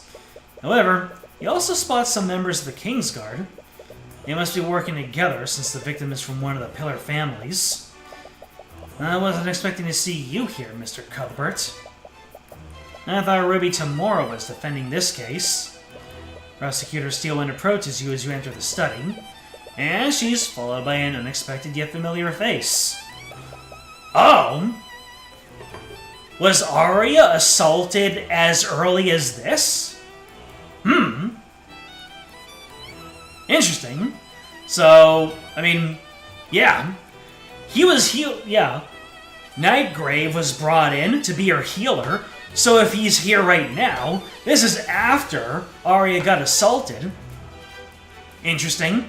I don't know what it means, but it means something. Wallace, what are you doing here? He's here as my aide for the investigation. You don't doubt Wallace's abilities, but you can't think of any reason why Steelwind would need his help. But you suppose it's none of your business. Anyways, we are here on behalf of Crown Prince Aster. He hired us to investigate this case independently. I see. You know, I just realized this entire time that we've been seeing basically the Joshua face this entire time. We got Estill, we've got Joshua. I don't know who would be angry, maybe Agate, and then obviously it has to be Olivier at the end. Although, what would their meme names be? Agate and Liver. So it's going to be Estill, Joshua, Agate, and Liver. I'm sure he just wants to make sure the investigation goes smoothly. Well, if you're here on behalf of His Highness, I'll do whatever I can to help you. The whole situation is quite unorthodox, but your goal remains the same. Perhaps Steelwind can tell you more about what happened. Little did we know that we were going to be investigating this as the prosecutor. In a way. What's wrong? You can't see it. The entire room is covered in traces of abjuration magic. Everything is glowing white. Right, that makes sense. There were several anti-magic fields covering the manor. Those fields probably left traces of abjuration everywhere. Several anti-magic fields, huh? Including a couple that were overlapping. I won't bother showing you the traces of abjuration I find while we're here. Repario Arcanum. There's a trace of illusion magic where the body was. Yasela must have used some kind of magical disguise. Or they turned themselves invisible. Okay, died 3:12 a.m. Cause of death was blood loss after his throat was slashed open. Both carotid arteries were severed, meaning the death must have been followed mere seconds after the wounds inflicted. Body shows several scratch marks on the face and back. Several traces of illusion magic were also found in the body.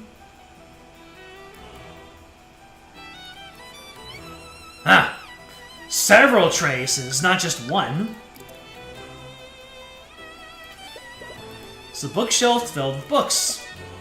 What kind of books Lord Frege owned? They're all blank. All of his real books are on the floor of his desk. Wonder what that all means. There's a large mahogany table at the end of the room. Lord Frege must have done his work here. There's a window that leads into his room. Could the murderer have escaped through here? No. The window doesn't open and the glass is magically reinforced. Did she hear our thoughts? There's a pool of blood and chalk outline where the body must have been. Several books about economics and politics. Doesn't look like there's anything of note.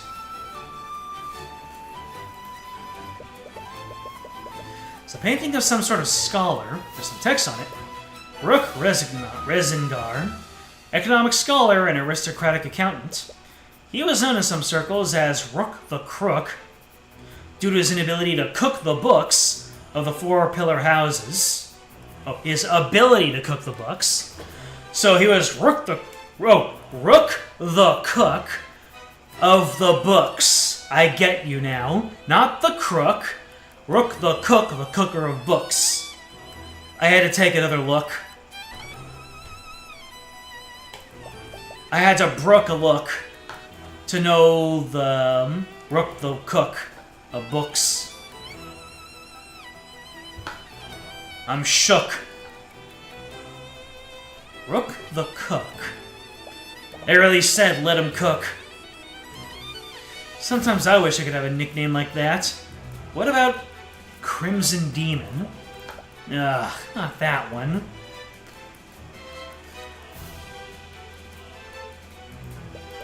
It's a fireplace. Could the murderer have entered through here? That wouldn't be possible. The chimney's far too narrow. Even a small child wouldn't be thin enough to fit through it. Oh, really? Well, I happen to know one small child. Alaric did it! In the study with the letter opener. Boom! Speedrun.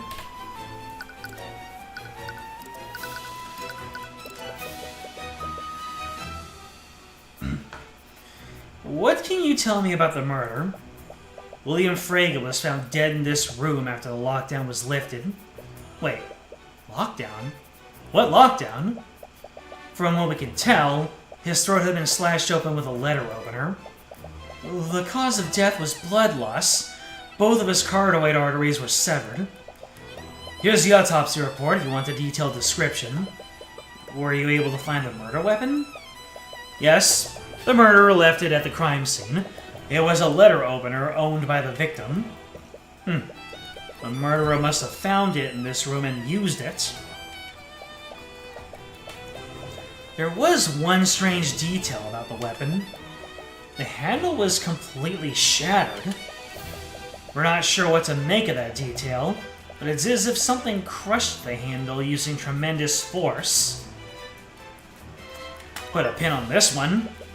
The murder weapon was a letter opener with House Frege's crest on it. It must have been owned by the victim. Its handle was completely shattered. It would have taken a tremendous amount of force to crush it like that. What could have caused the handle to shatter like that? You mentioned that there was a lockdown. When did this happen? You didn't notice? The Inquisition did try to be discreet, but everyone noticed the commotion Beatrice and the two princes made over it. I suppose you two must have been lost in your own little world, weren't you? And it makes me angry! Oh. So there was a lockdown while we were dancing. Anyways, you said that Lord Frege's body was found after the lockdown. That means that something else must have happened prior. Supposedly, someone had broken into one of the Heraldson exhibits. One of the magical artifacts was stolen. So there was also a theft that night. Does the Manor's lockdown system behave like the one of the Imperial Academy? The systems are somewhat different. Unlike the Imperial Academy, the lockdown only prevents people from leaving or entering the manor. So not all the rooms were locked. But what about this specific room? This room does have Abjuration Ward that locks the door and prevents teleportation in and out of it. And in addition to that, the system placed an anti-magic field over the manor. And an anti-magic field? What is that? An anti-magic field is a spell that nullifies all magic within it. While concentrating on this spell, the caster forms a 10-foot radius sphere that nullifies all magic within it. Any spell that affects and enters the sphere inherently instantly dissipates. And any mage that tries to cast a spell within this zone will fail to do so. If this zone of anti-magic overlaps with any other magical nullification effect, the two effects will cancel each other out. And the systems to now cover the entire manor in this effect. If you notice, there are several purple crystals embedded in the walls of the manor. Oh, we're getting some manor lore here. Each of these crystals produced an anti-magic field during the lockdown. The lockdown system covers the entire manor. However, once activated, it creates a magical barrier. In addition to this, it covers the entire manor anti-magic field. Within this field, any and all magical effects are nullified and disabled. However, anyone physically or magically connected to the sort of spell eating would be immune to the effects of the anti-magic fields. How many layers of anti-magic do we have going on here? Does that mean there were pockets where anti-magic was not in effect? So no one could cast magic during the entirety of the lockdown? Not exactly. Someone could have used the stolen artifact to circumvent it. You mentioned that someone could have used the stolen artifact to get past the anti-magic fields. Which artifact was it? It was the Sword of Spell Eating. That was the demon-forged item that could supposedly nullify magic. If the legends were true, someone could have used it to counteract the lockdown system. After Lord Haraldson reported the theft, the Inquisition discreetly placed the manor on lockdown. They searched every room in the manor to try to find it, but it was eventually found in Beatrice's bedroom. And that led them to believe that she had stolen it. That's correct. Kingsguard moved to arrest her, but Prince Aster ordered them to step down. Aster! That's right. We don't have Joshua. We have Aster. We have Asta. Astus. Asto. Or maybe just Aster with two S's. You've only seen him from the front. We don't know what kind of cake he's hiding. It didn't look like she was planning on fleeing, so they planned to wait until after the party had ended. But then they found Lord Frega's body. Correct. We believe that she used the stolen sword to nullify the magical locks and break into Lord Frega's study. But if she had the sword, why wouldn't she use that to commit the murder? We're not entirely sure. You have a few working theories. She might have wanted to prevent the theft from being tied to the murder. Or perhaps she had more confidence wielding a knife over a sword. Regardless of her reasons, it is clear that the sword wasn't the murder weapon. Or was it?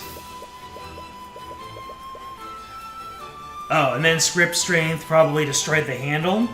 Maybe. So she's not just being implicated in Lord Frega's murder, she's also being charged with stealing the Sword of Spell Eating. What possible reason would she have to do either of those crimes? Since the body was found here, was Lord Frega locked in this room during the lockdown? Yes, William Frega knew that this room should have been secured. He was supposedly in a bad mood and had locked himself in this room for the most of the night. He refused to let anyone into the room. The only person he spoke to after that was his daughter. His daughter? Are you talking about Miriam? No. Lord Frega had another daughter. I'm referring to...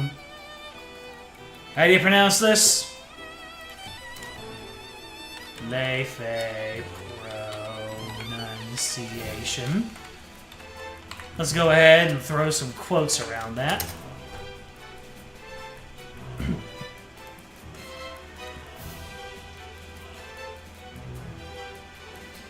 Leaf? Leif? Ha!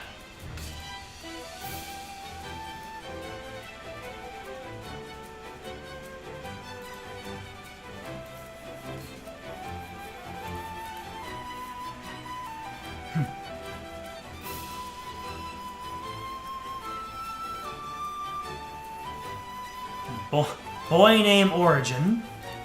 One who is on time, as the meaning is.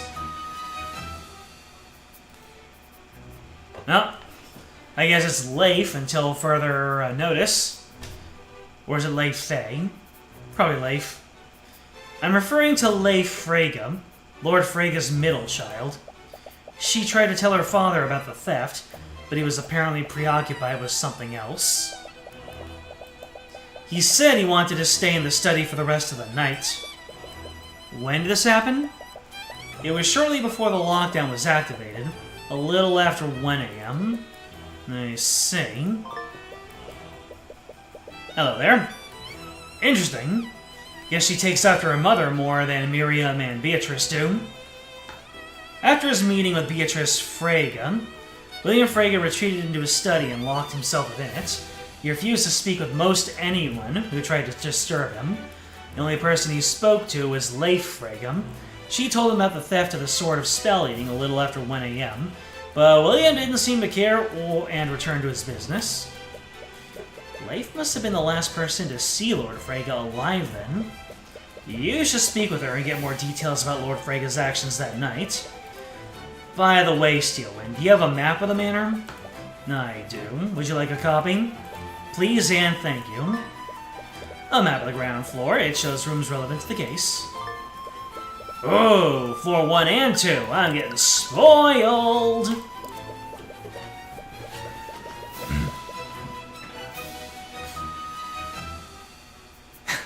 He stayed in there for the rest of his life. Damn. You're not wrong. Anyone comes up with a way to talk about the rest of someone's life in the context of them dying early, we just jump on it. There's some kind of morbid fascination with it.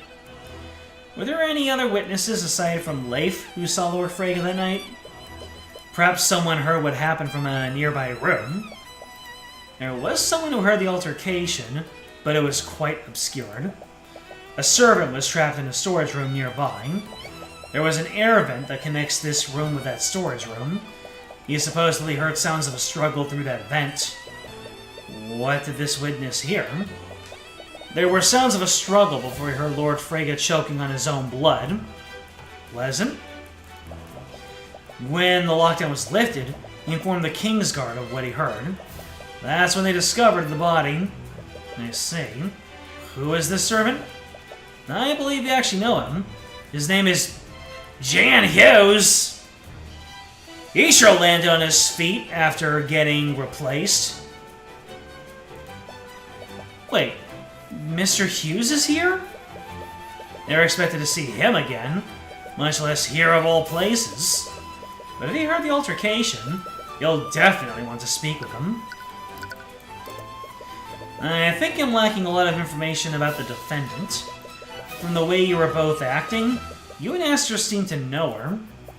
Your mentor didn't tell you about her? No. I try not to pry into her business. I see. Now, I honestly don't know much about what happened to her either. But Beatrice was Lord Freyga's eldest daughter and the former heir to House Freyga. Former heir? About 5 years ago, she fled Freyga Manor and went into hiding. None of us knew where she'd gone. She ignored any attempts we made to contact her. She even used her mask to prevent us from scrying her. Last night's ball was the first time in years that Aster and I had seen her. Beatrice fled from family 5 years ago and went into hiding. Until the night of the murder, many of her friends and family members hadn't seen or heard from her.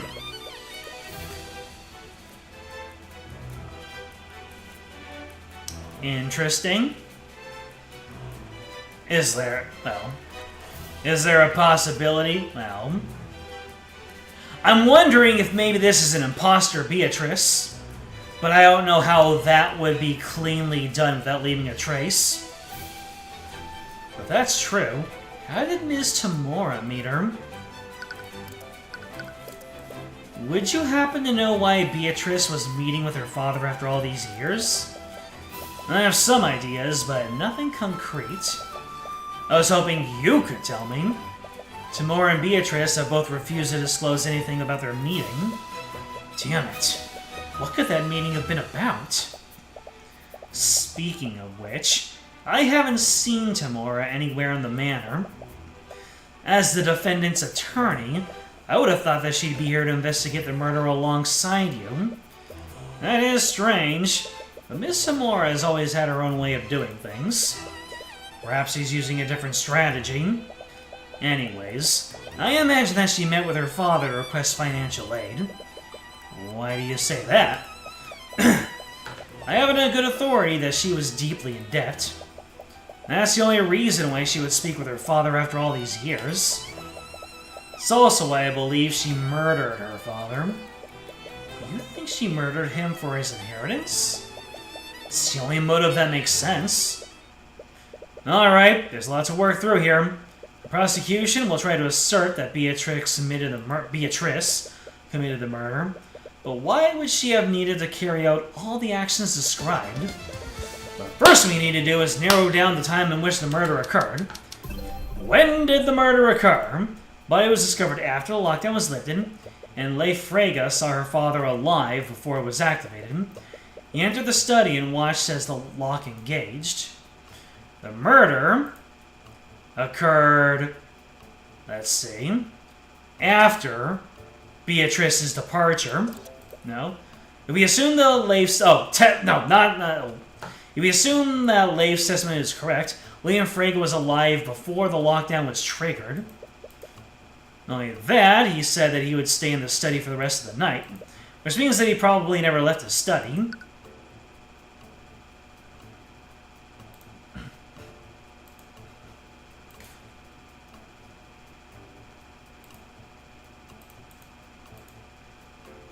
Wait. We assume that Leif's testimony is correct. William Frege was alive before the lockdown was triggered. Not only that, he said that he would stay in the city for the rest of his night, which means that he probably never left his study.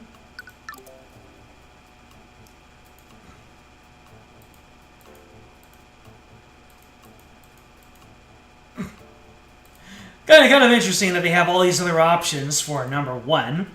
So, let me see. Beatrice's departure, the sword was found, last night, the lockdown. I mean, technically, the theft caused the lockdown. This is not a false statement, but it doesn't confirm. It doesn't answer the question. That's funny. The murder occurred... Oh, during? Beatrice's departure? No.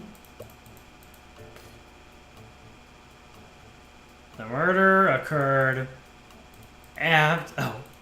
during the lockdown. Surely it didn't happen during the lockdown. Huh.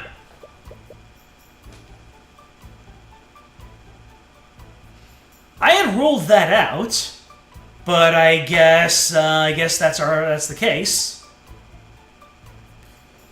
He was found alive before and dead after. You know, that makes sense. When something doesn't happen before or after, it occurs during.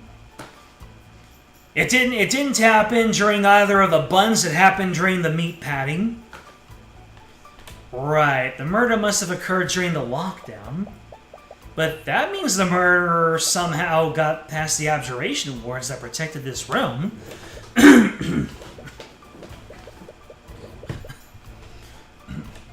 Those wards block teleportation, and they magically lock the only door leading into this room. Steelwind and the Inquisition believe that Beatrice and the Sword of Spell need to get past them. Regardless of what they think, we need to assume that the murderer used some kind of magic nullification to get into the Williams study. But that's not necessarily true, is it? What if the murderer entered the room before William locked it? If they were in the room when William locked it, they would have been trapped here until he decided to leave. Not only that, they would have been discovered the moment the guards entered his study. Maybe they used some kind of invisibility. Or they could have teleported away the moment the Kingsguard unlocked the door. Teleportation didn't occur. We didn't find any traces of conjuration magic. What about Celeste's theory of an invisible assailant? I'll admit we did find traces of illusion magic. The moment the guards saw the body, one of them cast Detect Magic. With that spell, they would have seen any invisible people hiding in this room. Wait, you can use Detect Magic like that? Of course, it's standard procedure. Like all spells, invisibility leaves traces of magic on the person it casts on. So, mages can use Detect Magic as a way to see through invisibility. So, we know for sure they weren't here before or after the lockdown. This means that whoever committed the murder used some way to bypass the abjurative wards to protect this room. Let's see, the murderer somehow entered William Frega's study despite it being protected by abjuration wards. These wards magically locked the only door leading into the room. They also prevented teleportation into the other room. It's possible to temporarily nullify these wards with a sort of spell eating. Next thing to consider is the murder weapon. Where did the murder weapon come from? It was a letter opener that was presumably owned by William Frege. The murderer probably used it to avoid leaving evidence that incriminated them. The murderer took the murder weapon. Oh.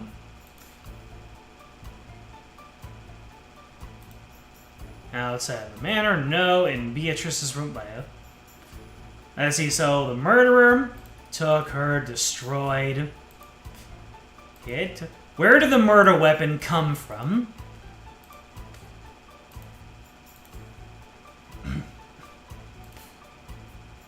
In Frega's study. Right, the letter opener came from this room. The murderer probably wanted to avoid using a weapon that would have implicated them, so they decided to use it and leave it here after the deed was done. But that leaves a glaring hole in the prosecution's case. And what would that be, Mr. Cuthbert? Explain. What is flawed in the prosecution's case? Beatrice Frege is completely blind. Beatrice Frege is completely blind. Even if she were to somehow able to break into a highly guarded exhibit, how did she slip past the guards and enter Lord Frege's study? Furthermore, how did she locate the letter opener if she couldn't see it in the first place? None of it makes sense. Committing this murder unseen would have been a tall order for anyone. I can hardly believe a blind person did all of this. You do well not to underestimate her, Mr. Cuthbert. Nani? You don't know her as I do. She's far more capable than you realize. She must be the one behind this. She's sad about it and it angers her. I suppose I wouldn't know. The idea that Beatrice did any of this is still ludicrous. I suppose I can't change her mind about that. But I have to ask you a question, Mr. Cuthbert. What would you do if you discovered that one of your clients was guilty? What? I mean, I tend to have an insight into these sort of things. That would never happen. I've already seen your uncanny ability to read people, but I'm only hypothetically speaking. So, what will you do if they were guilty? And I suppose I'd withdraw and tell them to find another lawyer. And if no one else would represent them, I don't know. It would definitely be a hard choice for me. But I would never be able to represent them if I knew the truth. I just can't stand by and let a murderer escape justice. Doesn't that remind us of something? I see. Why do you ask? No reason. Okay. Anyways, she's made her stance clear. You still have a lot of leads to follow up on. You should move somewhere else.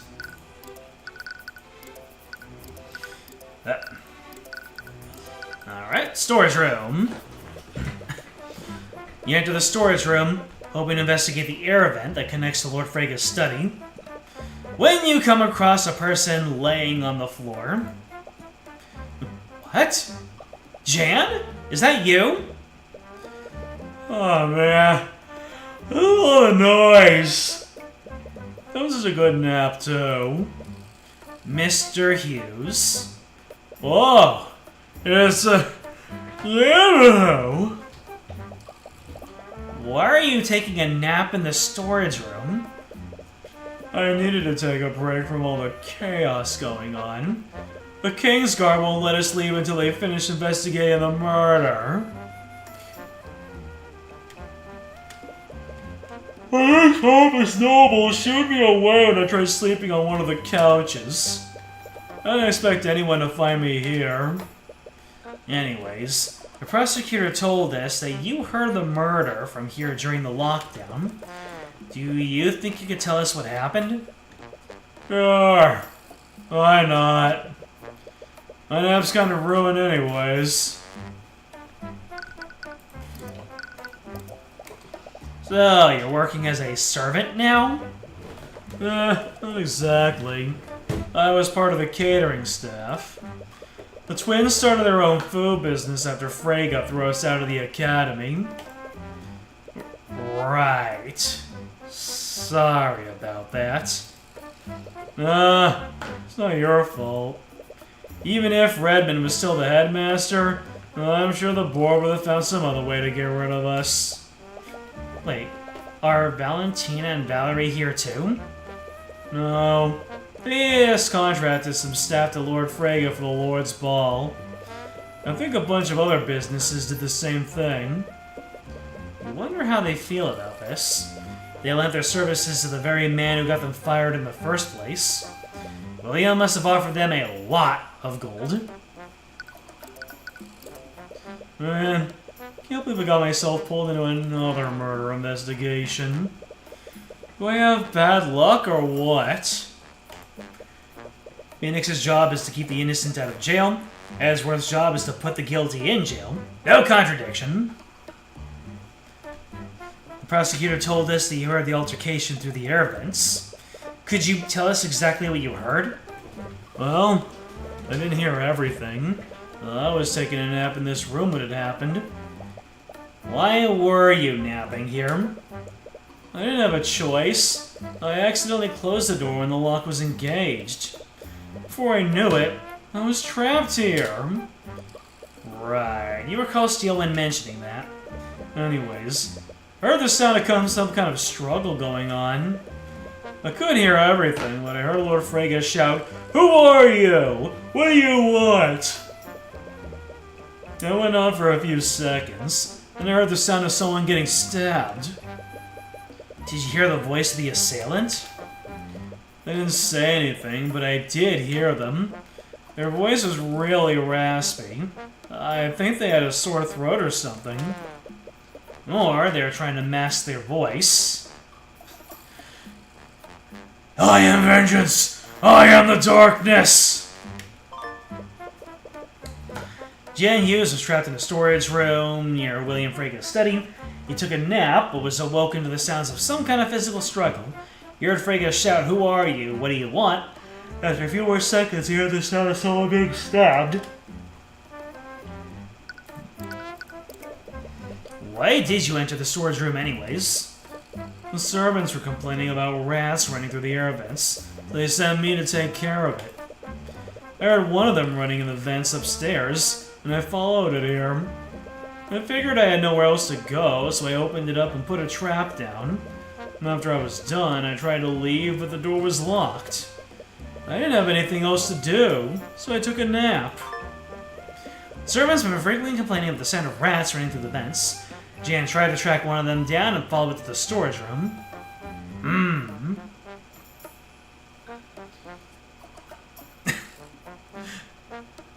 Yeah, I'm putting myself to sleep just voicing this man.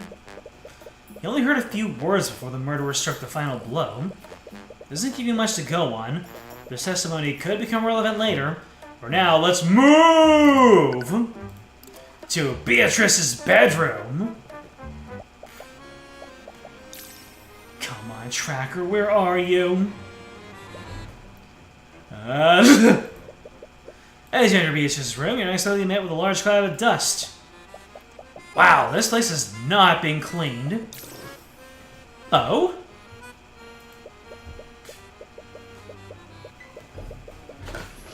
Why does her color scheme remind me of somebody? Hold on a second.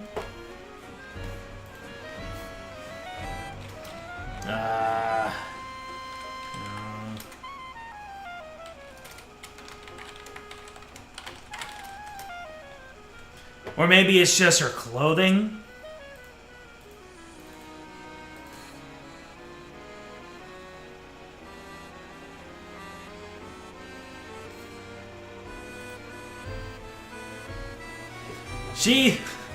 I know the clothing is off, but the cloak and the bright yellow hair gives me the slightest Marcel from Dungeon Meshy vibes. Your vision clears up and you realize there's someone else in the room with you. Sorry, I didn't mean to intrude. No, there's no need to apologize. I would like to know what you're doing around here. You're here on behalf of the Crown Prince. We're investigating the murder of William Frege. Oh, I see. My apologies, I didn't quite get your name. My name is Leif Frege. Occupation, noble. Doesn't that just cover all of them? So this is Leif. According to Steelwind, she was the last person to see Lord Frege alive yesterday. She might have some information about how he was acting that night. What did your non-elf eyes see? I'm sorry for your loss, Lady Frege, but do you mind if I ask some questions about last night? Of course. Prosecutor Steelwind told you that you were the last person to see him alive. Oh, wait a minute. Are we about to get into an argument with Leif? Interesting. Did you notice anything unusual about your father's behavior? Well, he was extremely upset about something. I think Beatrice may have offended him during their meeting. Seven said that he wanted to be left alone, so he retreated into his study immediately after the meeting. I tried to speak with him when the theft was reported, but he didn't care much about the missing artifact. He told me to leave him alone and let the King's Guard investigate the sword. He was probably busy making the changes to his will. Oh!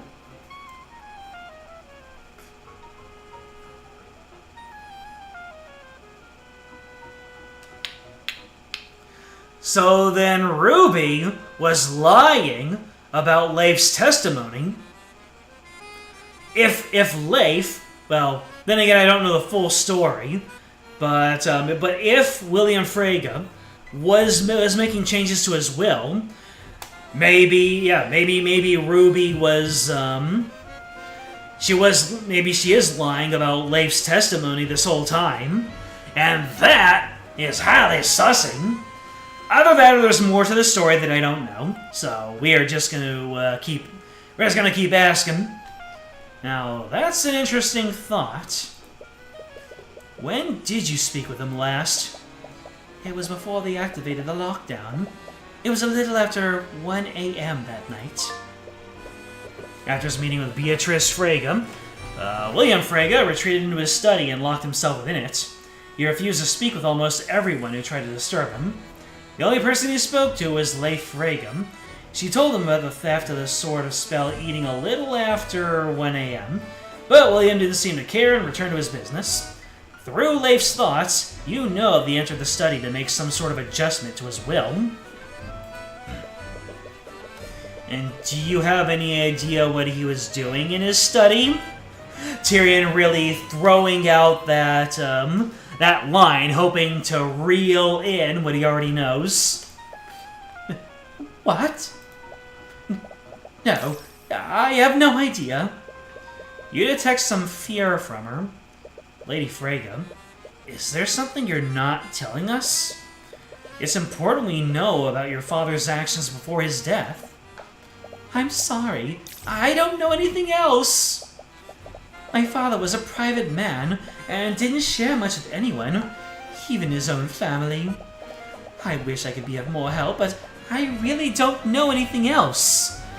I refuse to believe that's why he was killed. She's clearly holding something back. If you can reveal what she's hiding through an argument, she might be more willing to cooperate. We'll need more information about William and his will first. In the meantime, you should figure out what else she knows. I noticed that this room hasn't been cleaned recently. You know why? It's because I've forbidden the servants from cleaning this room. And why would you do that? Beatrice is very dear to me. I couldn't bear to have her room disturbed after she left. This room is the only memory I had of her after she left. You suppose that makes sense. She must have been holding on to the hope that her sister would return. What about the spell of sword eating? Do you know how it ended up in this room? I'm not sure. It's possible someone planted in here to frame Beatrice. I can't say why they would choose this room, though.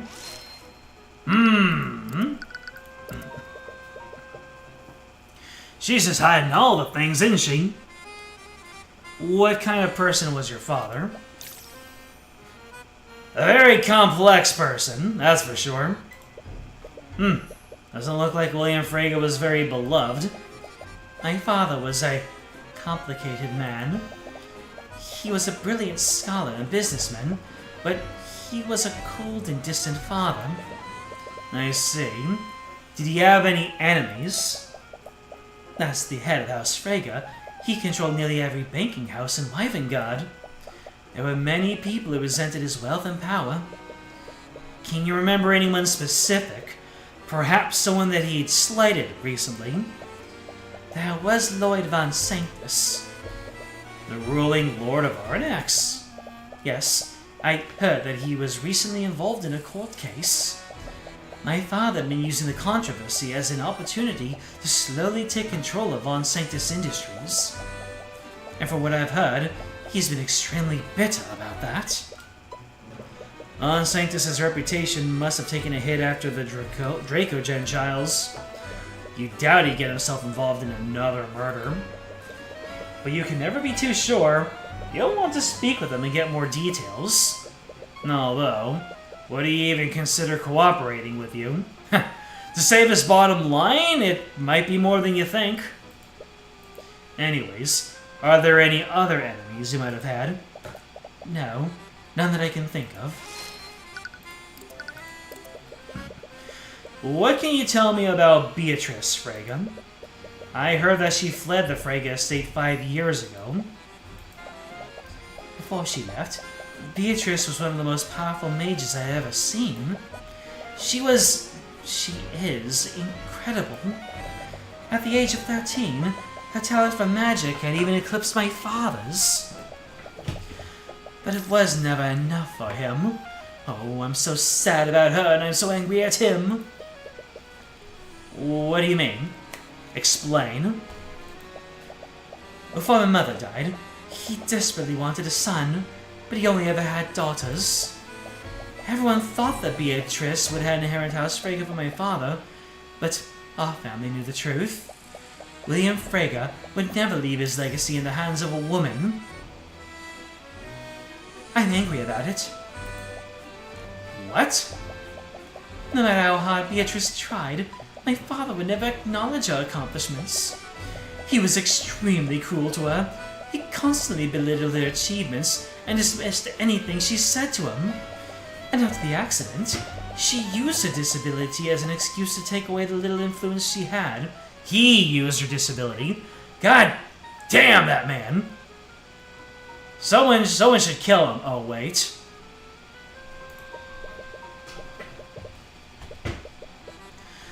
There was an accident that gave her a disability. Is that why she's blind? Tell me the accident. It's not too painful for you. Could you tell me more about Beatrice's accident? Is this even relevant to the investigation? This makes me sad just to bring it up. Any small detail could make a difference. I need to learn everything I can. Oh. I'm not sure about exactly what happened, but it was a magical experiment gone wrong. Beatrice was working on a project at the Imperial Academy. She was trying to create a new spell formula. We're still not sure what happened, but there was I am pulverizing my diaphragm right now, aren't I? But there was an adverse magical reaction. The resulting explosion seriously injured her and left her completely blind.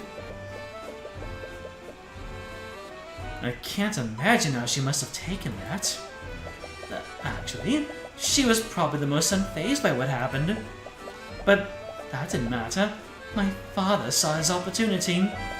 He told me that he was relieving her of her duties so that she could recover. But I knew the truth. He was going to take away her political power and social standing. She was reduced to a mere decoration for our home. And that must have been why she left. Did she contact you during the time she was missing? No. No one had heard from her during that time. But as much as I was worried for her, I was also a little happy. Unlike Miriam and I, she'd finally broken free from my father. I have no idea what would cause her to return here. Do I have to start presenting things to get more out of her profile? Or maybe I have to talk to other people. Let's see here. I have not examined the room yet. High extravagant bed that looks similar to one in Miriam's dorm. It's like a dresser covered in a layer of dust. Doesn't look like it's been touched in years. Table for guests looks extremely dusty. Prepario Arcanum. Ah! There's a trace of transmutation magic under the bed. I can't see it clearly. Let me take a closer look. It's Crimson Lotus! What? It's my sword! What? You never knew her sword had a name. So, the Crimson Demon is still a fitting name for her, isn't it? Because it's got crimson. She likes crimson, so we know that. So this is where it's been.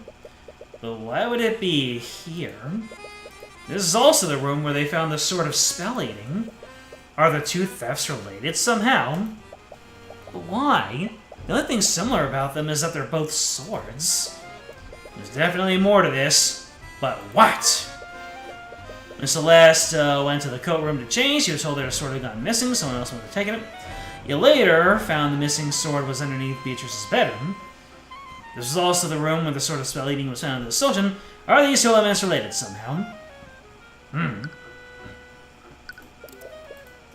You think you learned everything you can for now? Move elsewhere. A sitting room? Okay.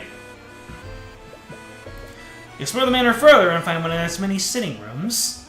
And there, you happen to spot a very familiar face. He is sipping on a glass of wine, and his expression turns disdainful the moment you enter the room. No, wonderful. As if my day couldn't have gotten any worse. Von Sanctus, what are you doing here? The head of a noble house has just been murdered. I can't very well return to the Ornax when my affairs are in such disarray. Anyways, forget what I'm doing here. What are you doing here? Oh, I just wanted to have a friendly chat with one of my favorite noblemen. I hear that you've been keeping busy since we last met. Must be difficult losing your empire to House Freyga.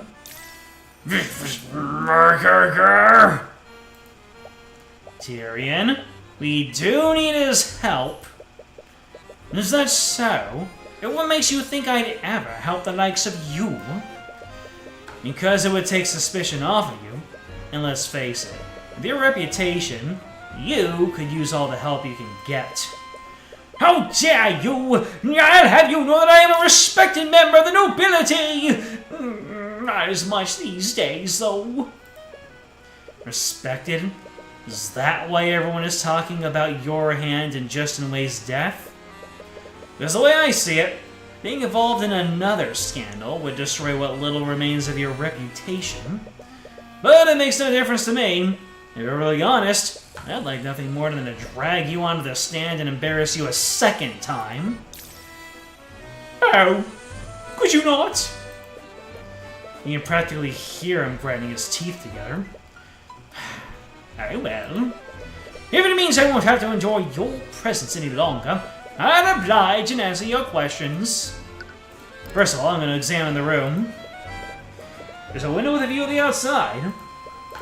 A chair made from mahogany. Mahogany. Every part of this house just exudes wealth. Wealth that's been siphoned out of the common folk. Every house and every room needs a chandelier. What a waste of gold. It's a painting of some adventurers in a tavern. Ah, this must be Beatrice Frege the First. This must be Beatrice Frege the First. The First? According to legend, she was one of the descendants of the 7 heroes of Wyvengard. She joined a band of adventurers that were traveling across the nation. It's hard to imagine the Freges coming from such humble beginnings. Hello?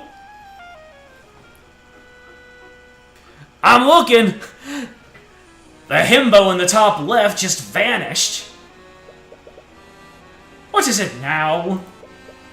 That muscular man in the corner, he just vanished. What are you on about? Was ever a man there? Sorry, Tyrion, but he's right. Uh-oh. Is Tyrion starting to gain a resistance to Eris's shenanigans? No, I'm sure he was there. Are you feeling okay? Perhaps your lack of sleep is making you see things that aren't there.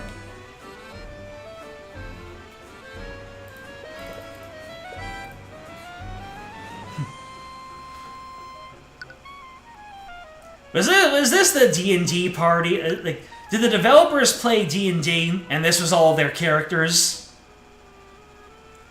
I have to imagine that's the case.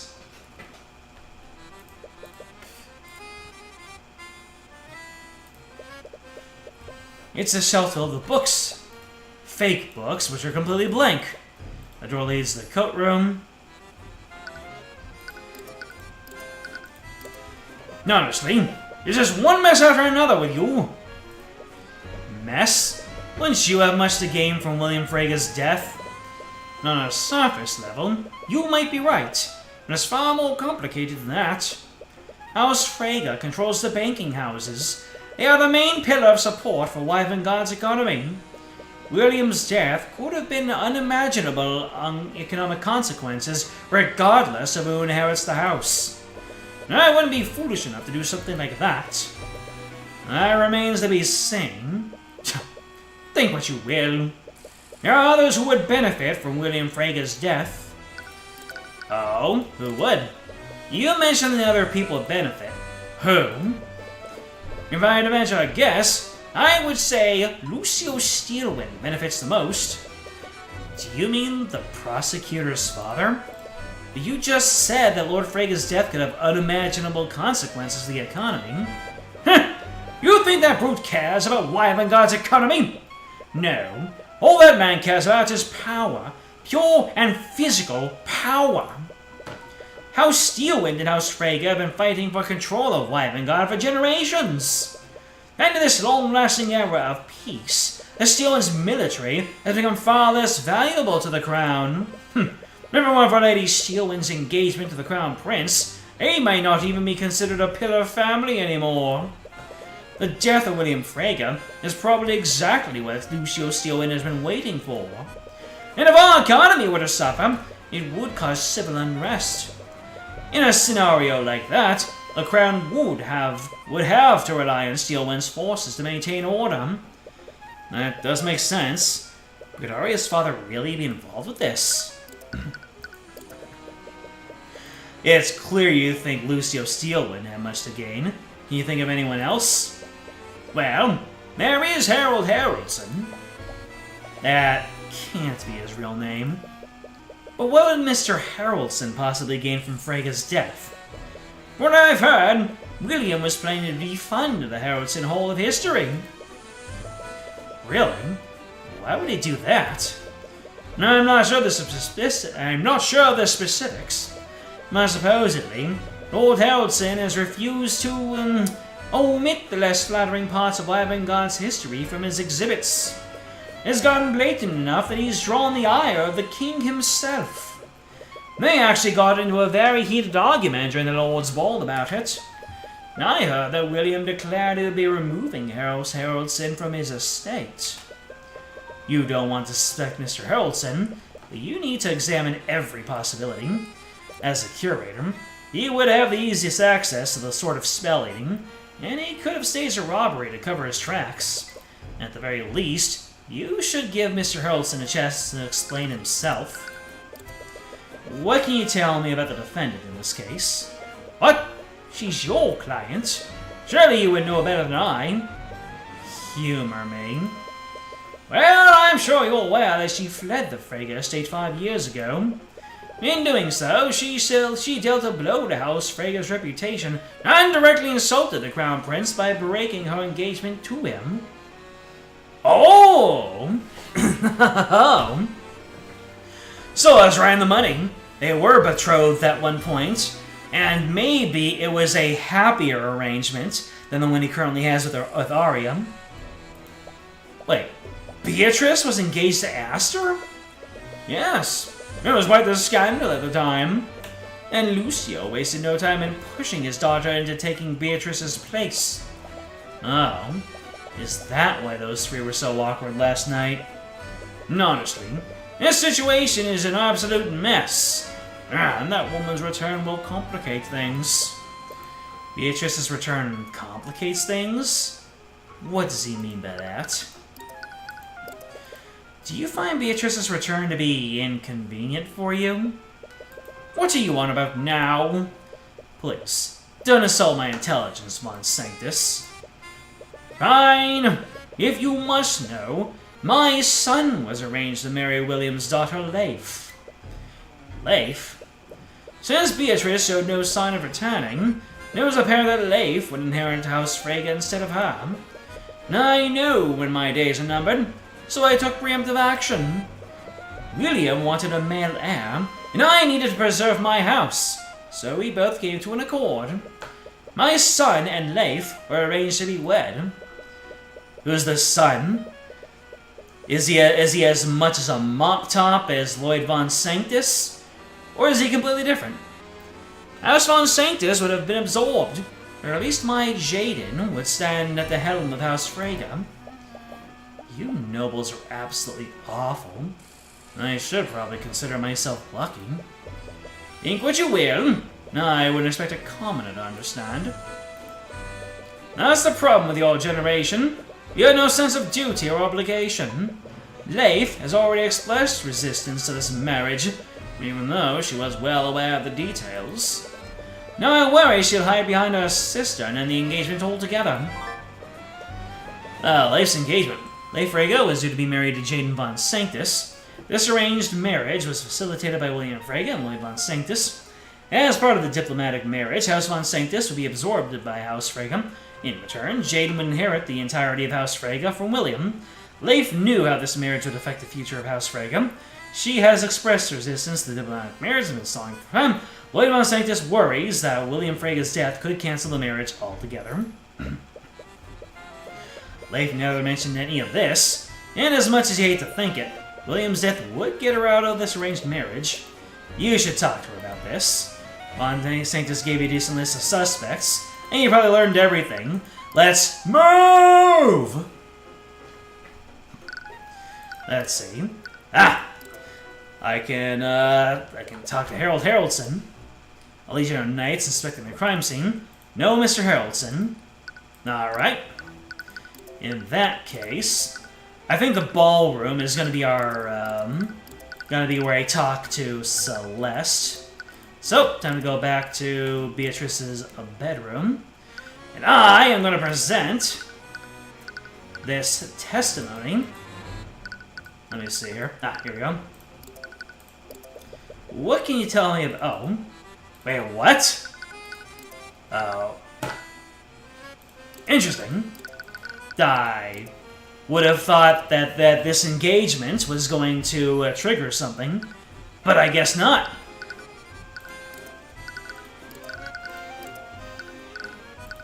Boardroom, sitting room, gallery, sitting room, storeroom. Actually, yeah, I did investigate the, I did investigate everything. Okay. Anything new in the ballroom? Nope. Interesting. So I guess I have to present other things to her? Can you tell me anything about the sword? Can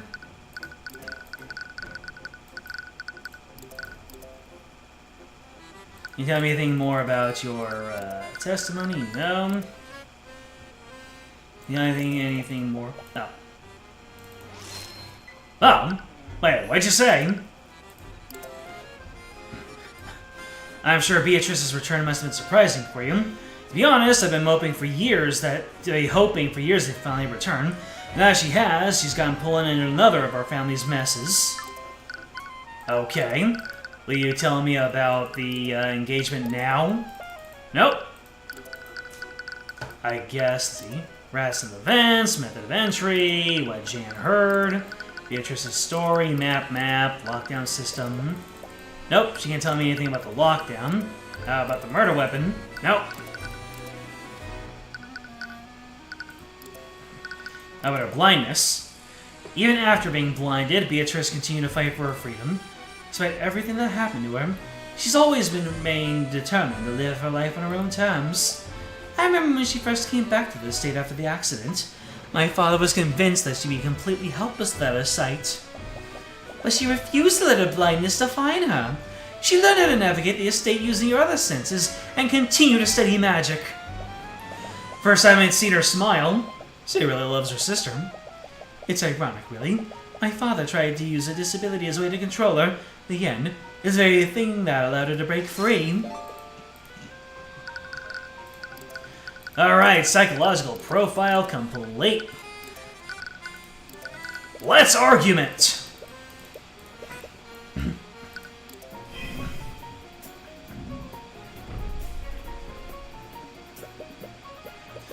Is there something you're not telling us, Leif?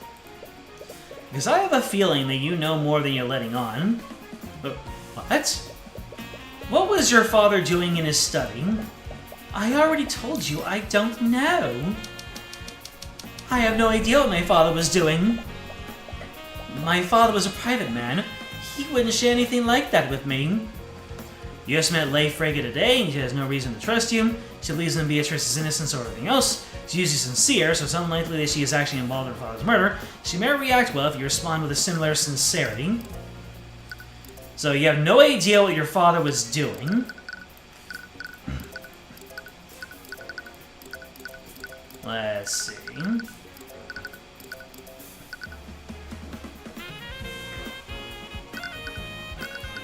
So I guess, yeah, Leif's engagement.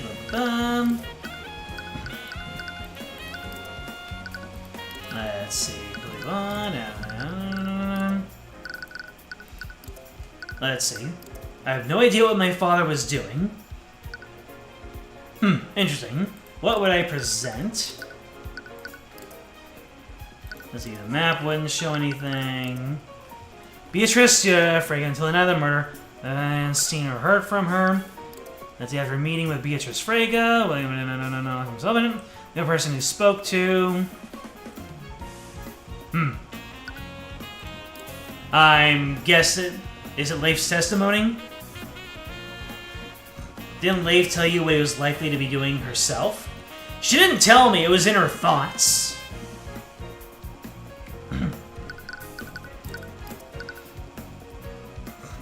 So, I'm guessing it's this. He was making some sort of change to his will, wasn't he? What? Someone else tell him? Why did you find the need to hide this from us? I didn't! The thoughts you saw earlier seem to disagree with that. I was wondering because she only told me through the thoughts that might not have been time to present that, but I was wrong. You've only just met today, so I understand if you don't trust us. The Inquisition thinks that Beatrice murdered your father, and they claim that she did so for his inheritance. That's absolutely absurd. Regardless, your father's inheritance is a likely motive behind his murder. Many people would have a lot to gain from his death, including you. Excuse me? I was not involved in this! How could you even think I'd be capable of something like this? Let's see. So sure, you were the last person to see your father alive, as possible you've been lying to us. I didn't mean to imply that you were involved in this, but it's clear that the murderer's motive was to take control of House Frege. Prosecution clearly will shy away from prosecuting members of your family. Your sister is truly innocent. Where do you think they'll turn their attention next? So she was not involved in this. You just met Lady Frege today. She has no reason to trust you. She believes in Beatrice's innocence over everything else. So this... Yeah, if your sister is truly innocent, where do you think they'll turn to next? She's usually sincere. So, I'm not so sure you're the last person to see your father alive, as possibly even lying to us. That would insult her sense of sincerity, so no. They mean to imply that you were involved in this, but it's clear that the murderer's motive was to take control of House Frege. So she believes in her sister's innocence. But I don't want to threaten. Threatening is mean. Or am I gonna have to? My answer is threaten. But if that is the answer, let me know. Otherwise, my soft self is gonna try to rationalize first, and I don't want to take HP damage.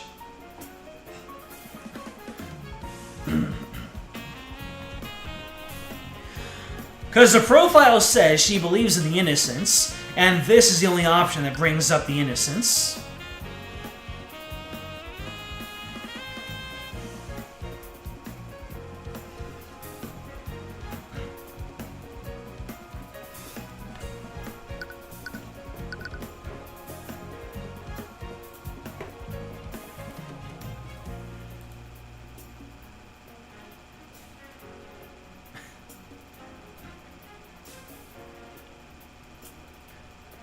I'm sorry,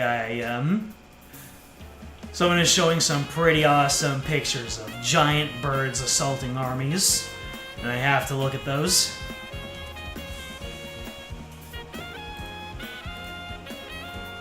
Ah! So now that I have HP on the line, you're not helping me, huh? Alright. Doesn't matter what I think. Prosecution clearly won't shy away from prosecuting members of your family. You were the last person to see your father alive, so if your sister is truly innocent, where do you think they'll turn their attention next? Okay, that was an empty threat. I didn't mean to imply that you were involved in this, but it's clear the murderer's motive was to take control of House Frege. This means that their plan is heavily relied on who William Frege was leaving the assets to.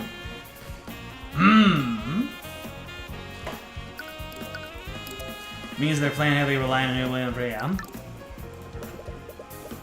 So basically, I do need to be nice to her at all turns.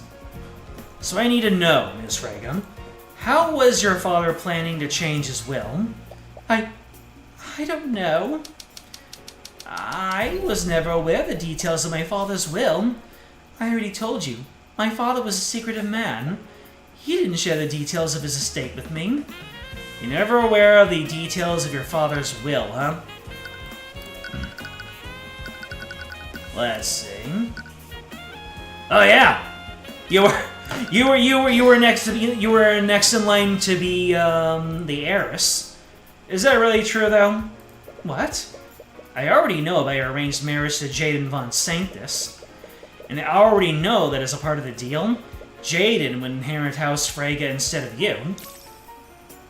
Oh, it's so complicated. You definitely knew about this, and you heavily resisted the marriage in an attempt to stall it, which means that you had some idea of how your father's will was arranged. So, what aren't you telling me, Miss Freyga? I can't trust you. What? You're here on behalf of the Crown Prince Asta. 4 pillar families in the Crown have much to gain from my father's death. How can you assure me this information won't be used against my family? So that's why she's been secretive. I'm only trying to figure out who murdered your father. May have been hired by Prince Astor, but I am an independent agent. I have no stake in this conflict. I was only hired to arrive at the truth. I'll arrive at the truth, one way or another. If you refuse to cooperate with me, I'll have no choice but to treat you as another suspect. So threatening, she's not good for that.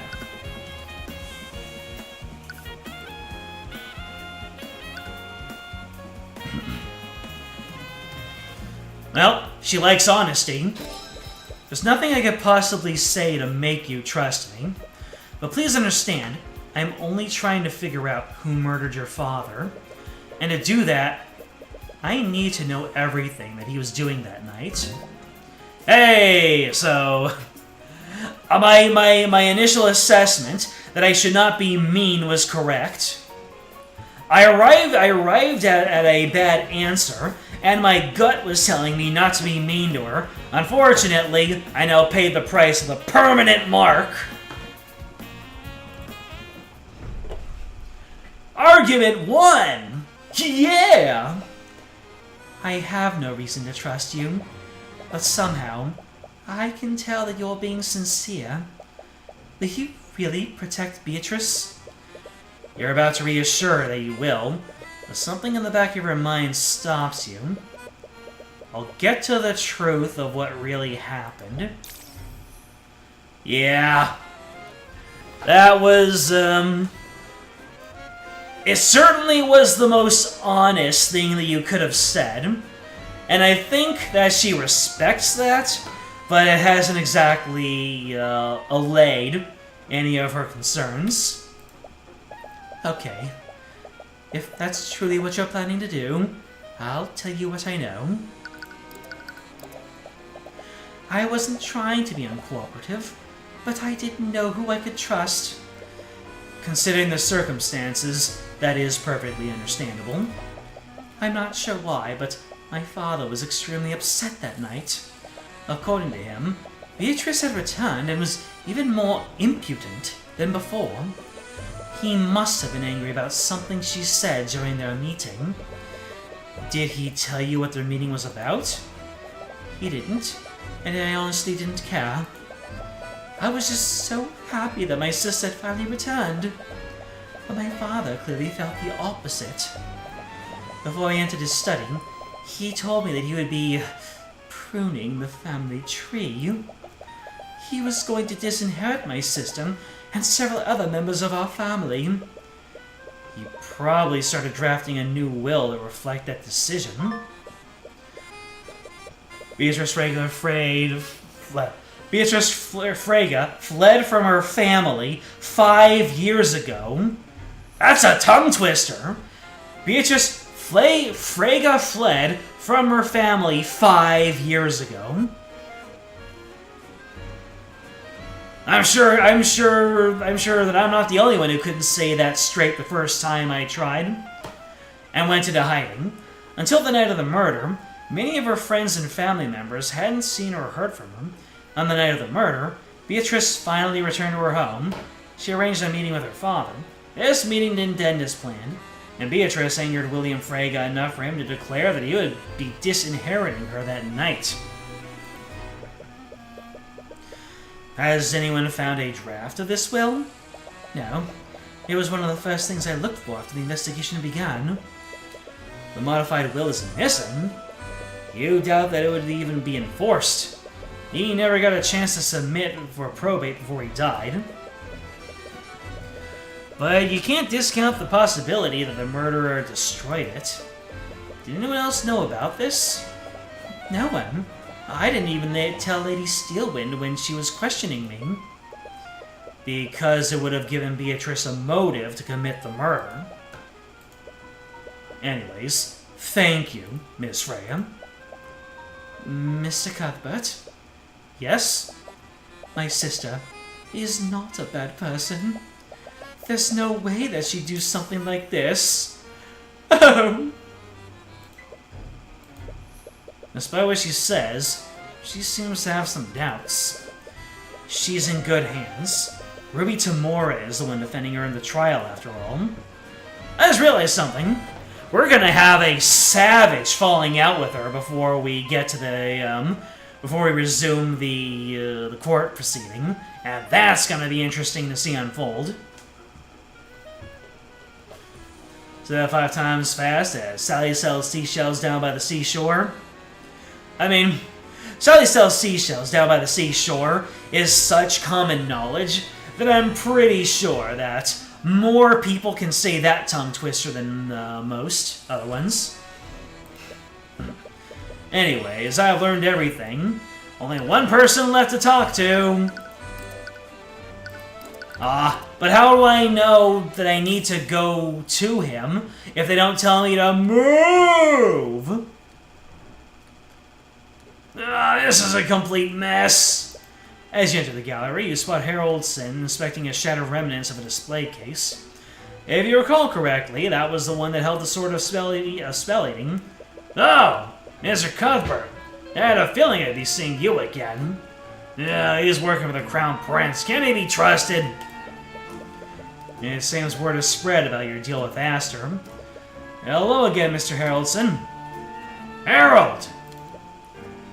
Right, Harold. I'm sure you already know that I'm investigating the murder of William Frege, and the prosecution suspects that someone used the Sword of Spell-Eating to break into Lord Frege's room. I was wondering if I could ask you some questions about the theft last night. I'll tell you what I can. Not sure how much help I'll be. Well, you don't have a psychological profile, so you won't get into an argument. I can't believe a museum owns such a powerful magic item. I would have expected the noble houses to take them for themselves. Well, nobility of today don't have much use for items such as these.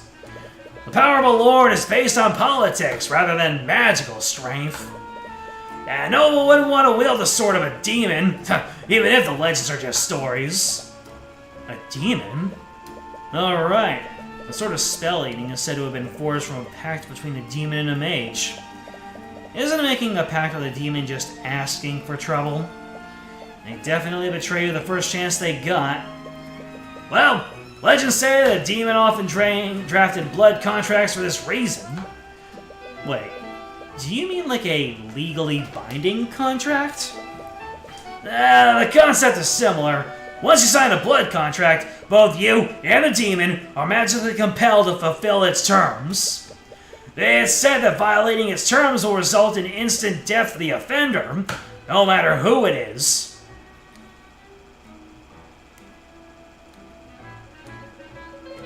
Is Eris running around making contracts? Is that how she's causing people to lose their minds and commit heinous acts?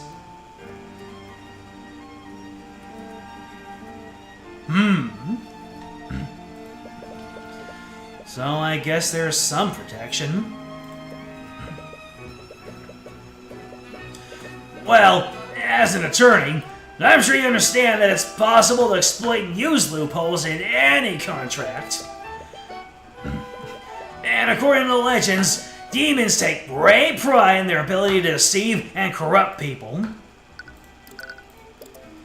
According to the prosecution, the theft took place during the Lord's Ball. Shouldn't there have been plenty of witnesses in this gallery at the time? That's the strangest thing. Supposedly, the gallery room was completely empty when it happened. What? That can't be right. And honestly, That is, yeah, anyone could produce enough magic to shatter the display case anyways. Were the wards protecting the case that powerful? They were powerful. That's not the issue here.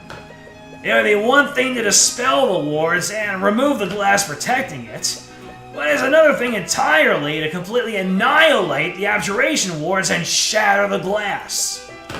Doing something like that would require an extremely powerful spell, far more powerful than what would have been needed.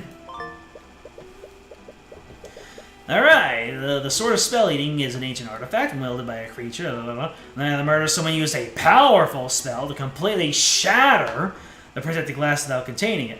Later found in Beatrice Frega's old room. So you're saying that the force applied was excessive? Yeah, that's not the worst of it. It's clear that the Sword of Spell Eating wasn't the only item that was stolen. That makes me very worried. Was another artifact stolen that night? Oh, look at this. The Ring of Intelligence, or the something of Intelligence, the Armbands of Intellect. I have memory. I have an approx knowledge of many things. So, it makes people smart. SMRT. You mentioned that another item was stolen. Yeah, it's extremely concerning. After the Sword of Spell Eating was reported missing, I checked the other exhibits. That's when I discovered that the Armbands of Intellect have been stolen as well. And unlike the Sword of Spell Eating, we still haven't found the armbands. You look at the glass case the armbands used to be. They've been removed. The glass case is completely intact. The thief didn't shatter the glass. Exactly! Moreover, the armbands are actually replaced with a very well-made replica. What? On the night of the murder, Harold Harrelson discovered that their armbands and intellect were also stolen. The glass case holding the armbands was shattered, and the armbands were replaced with a very convincing replica. The foreshadowing is real, if you pay attention. Well, you know me! What is going on here? The two thefts are completely different from one another. Are they even related? Or did two different thieves coincidentally steal from Harold that night? You mentioned that someone would have needed a powerful spell to shatter the display case. Wouldn't that narrow down the list of suspects for the theft? Not everyone attending the ball could cast spells that powerful. Well, according to the Inquisition, Beatrice Frega's magic was powerful enough to have done this. Discounting the fact that she's completely blind. Yeah, I'm well aware of that. It doesn't sit quite right with me either. Was there anyone else here at the Lord's Ball capable of matching Beatrice's power? Only the heads of the four pillars can invoke magic this powerful. But apparently, Beatrice is an exception to that. Is Beatrice really that powerful? Or is she being scapegoated by one of the house leaders? But the cases can be open normally, can't they? Otherwise, how would you transport the artifacts from place to place? Ah, yes! Magical locks on the case can be disabled. You detect some fear. Is he hiding something? How are they normally disabled? They can be turned on and off using a spoken password. And how many people know this password? Only myself. I personally oversee the transport of these items when they're moved. Interesting. Harrelson is the only person who knows this password. So Harold could have stolen the sword that night. Could he have staged a robbery to cover his tracks? Harold, a witness, told us that you got into an argument with William Frege on the night of the murder. Was William Frege planning on defunding the Harrelson Hall of History? Angry face. Yeah, he was. He made that very clear. That doesn't mean that I had anything to do with his murder. We're not saying that you did. I need to explore every possibility. So I need to ask, did your argument that night turn hostile? I'll admit that our discussion turned heated, but it never escalated to threats or violence. With how insulting he was, it should have. William was being unreasonable. I was frustrated. That's all there was to it. He deserved what happened to him. Now he shows more resentment than he's letting on. Did you have any conflicts with him prior to that night? We have had disagreements in the past. It was just receiving pressure from the royal family about what I was displaying in my museum. The king believed that some of my exhibits were too controversial for the public eye. What do you mean? Explain. I'm sure you've noticed the rising tensions between the common folk and the nobility. I mean, you're front and center to that, aren't you? Mr. Arrested 3 nobles already.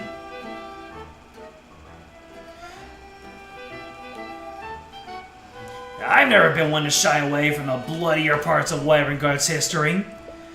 The citizens must know about these parts of history, otherwise we're liable to repeat them. However, the king believed that my historical exhibits did nothing but dig up old wounds. Nothing but simpletons, a lot of them. The nobility thinks they can smooth public relations by censoring history. Not as if they couldn't get any worse. Anyways, it's clear that Harold is passionate about his work. Did that passion drive him far enough to commit murder, though? Thank you for your time, Harold. Harold! I think we'll be on our way now. Is Harold a Pokemon or something? You have a lot of info, but none of it really leads anywhere. So many people have a motive to murder William Fragum, but who actually did it? Perhaps you should take some time to review everything you've learned. Motives aside, let's go over the events that happened that night. It all started when the Sword of Spell Eating was stolen. What do we know about the thief of the Sword of Spell Eating? You don't have anything, you don't have a specified suspect, but we do know something about them. The thief is a powerful mage. The thief was a powerful mage. The only way that they could have shattered the magically reinforced glass. What about Harold? He could have just unlocked it using his password. He could have stolen the sword and staged a robbery, but he couldn't have shattered the glass. Only a powerful mage could have done that. I doubt Harold would lie about that when he easily confirm it with Steelwind. Right. But then what happened next? They brazenly sold the Sword of Spell Eating. This caused Harold to report the theft of the Kingsguard. And this is all just repeated information. And then there's Leif's statement. What does this tell us about William Fragum? William?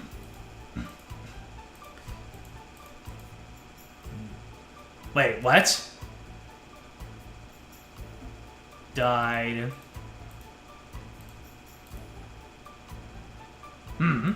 Was arrested, planted the sword, met Aster. Maybe I shouldn't have skipped over the information. Hold on a second.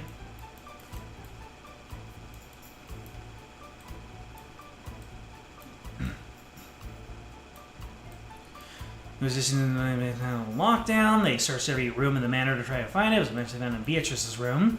They led him to believe that she stole it. Kingsguard may have leave statement. She may be upset about something. The servants said they wanted to be left alone. Tried to speak with them when they came out to the missing artifact.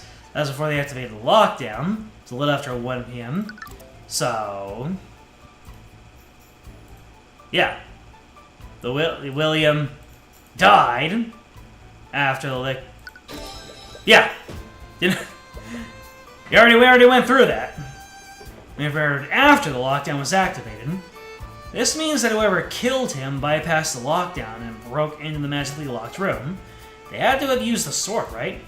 That's likely, but not necessarily true. An anti-magic field would have also had the same effect. The murderer could have stolen the sort of spell needing to throw off the investigation. But an anti-magic field is a high-level spell. Not many mages will be able to cast it. And I doubt any of the nobles here would let us see their spell compendiums. But because of how powerful the anti-magic field is, we can still conclude that the murderer is a powerful mage. This actually narrows down our list of suspects. Still not concrete evidence, though. Hold on a second. Anti-magic field is in the School of Abjuration.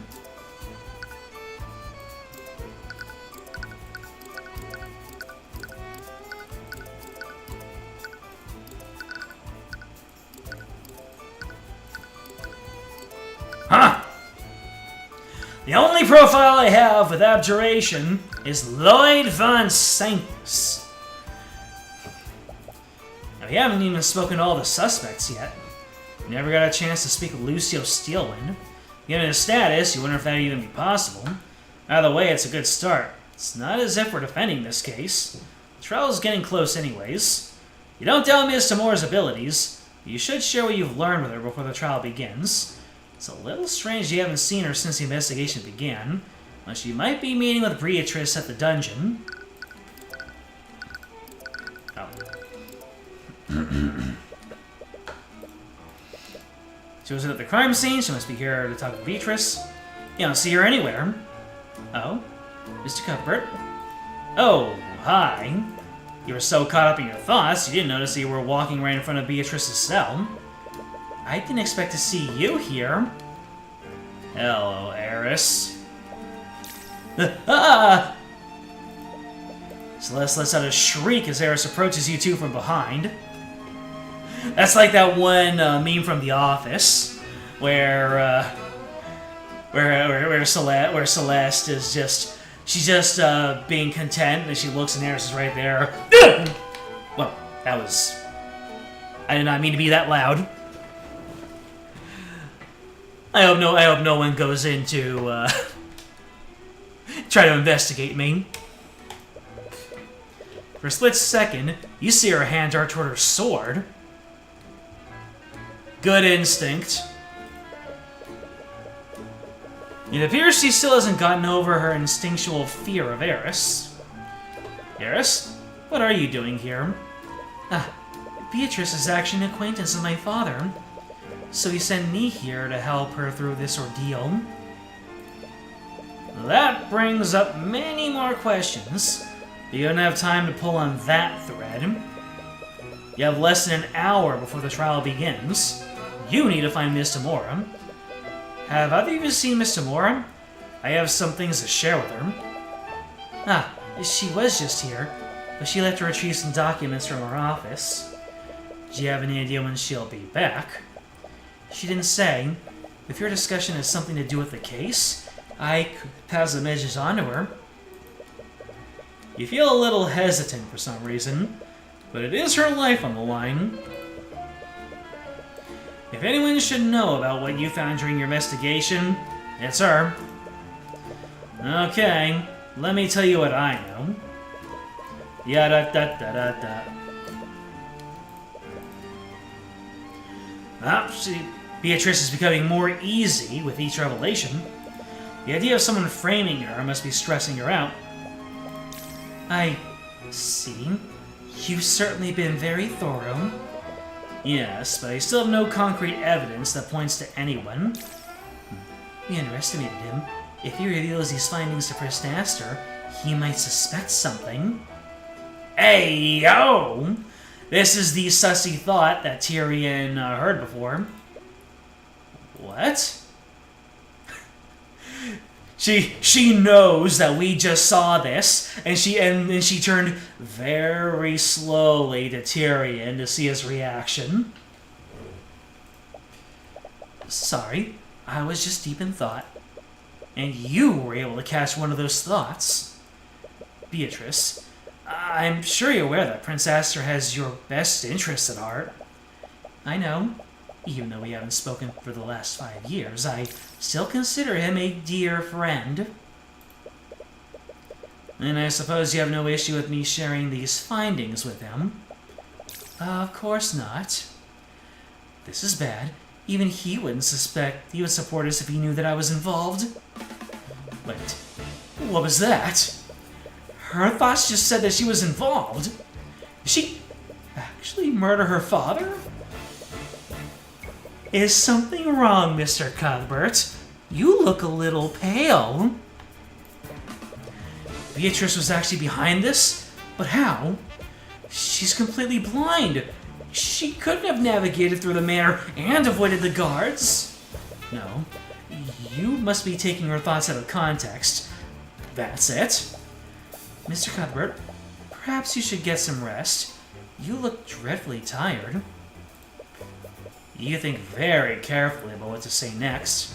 There's one way to get a certain answer to the eye, but if you're wrong, Beatrice, you weren't actually involved in this, were you? Tyrion? You see her gaze narrow in response to your question.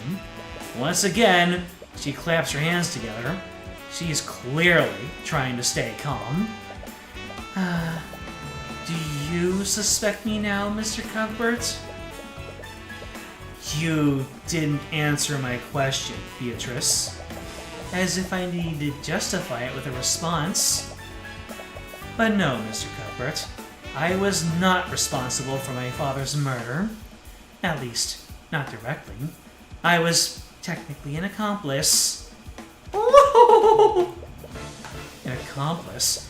Does she work together with someone? Cuthbert? Miss Amora? Your mentor seems to have sensed the mood in the air. She raises an eyebrow at you. Who was it? Who was she an accomplice to? Not now, Miss Amora. I'm trying to figure out who the accomplice was, who the murderer is.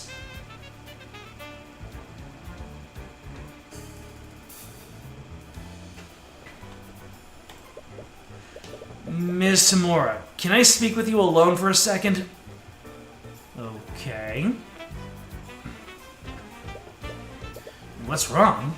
Is everything okay? Miss Tamora, Beatrice, she actually did murder William Frege. Ms. Tamora's gaze narrows. Her eyes dart around the room to make sure the guards didn't overhear you. What are you talking about?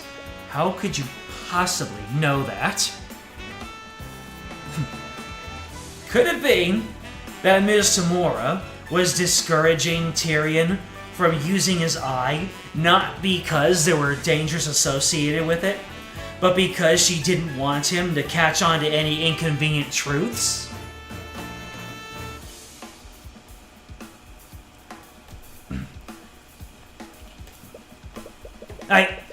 I used the Eye of Horus on her. She conspired with someone else to orchestrate William Frege's death. Oh! Have you told anyone else about this? No, it's not as if they believe me anyway. You're the only other person who knows about my abilities.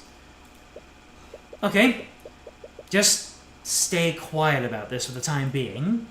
Anyways, I need to get ready. The trial starts in half an hour.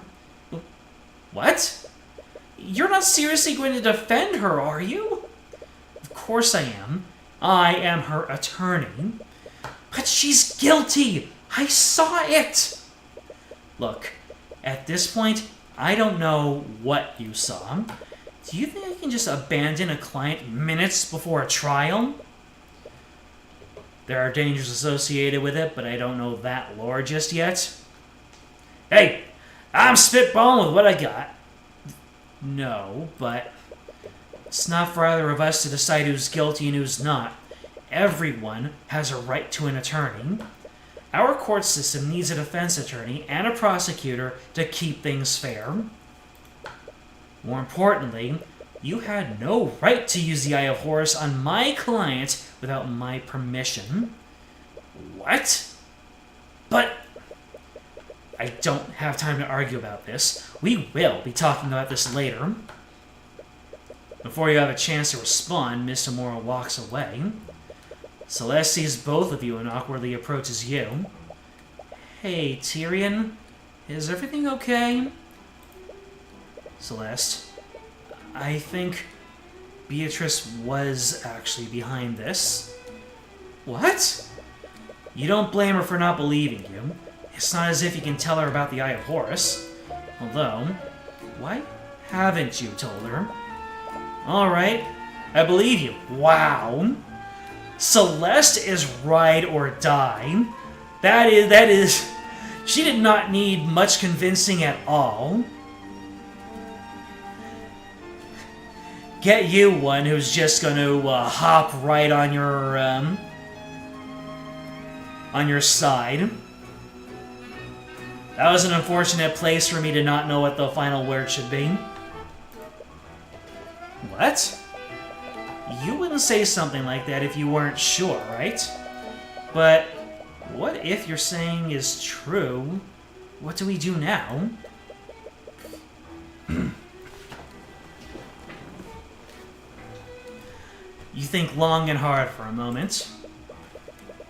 I don't think we need to do anything. What? Steelwind is handling the prosecution, and she's definitely no pushover. If Beatrice is truly guilty, I'll just have to trust her to get the job done. Either way, I don't think we're in any position to get involved. Alright, if you say so. It's really none of your business. You have no stake in this. You're not obligated to do anything. Or are you convincing, Tyrion? You've done everything you can. It's in their hands now.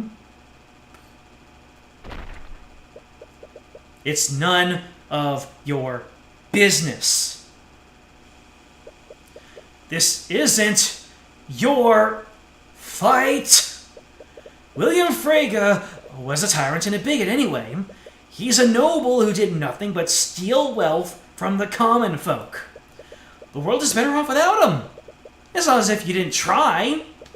All you have to do is wait for the trial to run its course. Objection! Hell yeah.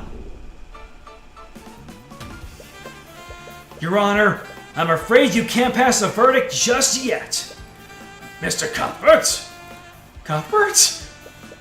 What the hell are you doing? I don't know. What I do know is that there was a massive contradiction in Miriam Frege's testimony.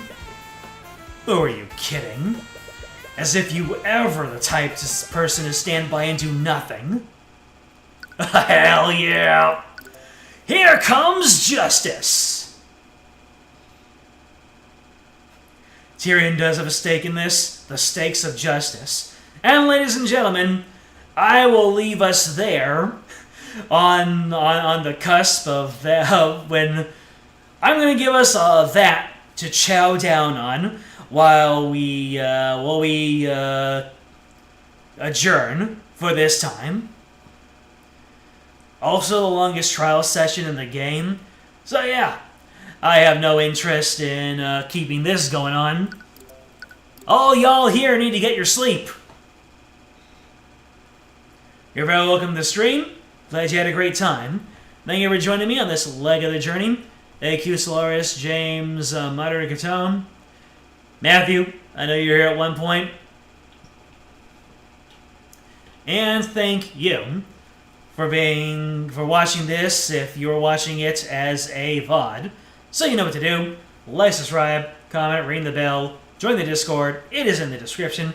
It'll let you know when the next stream comes up. And next time, oh boy, we are going to engage in the most explosive trial. I can already hear the X versus Zero theme in my head already, when we're fighting against someone who we thought was our friend.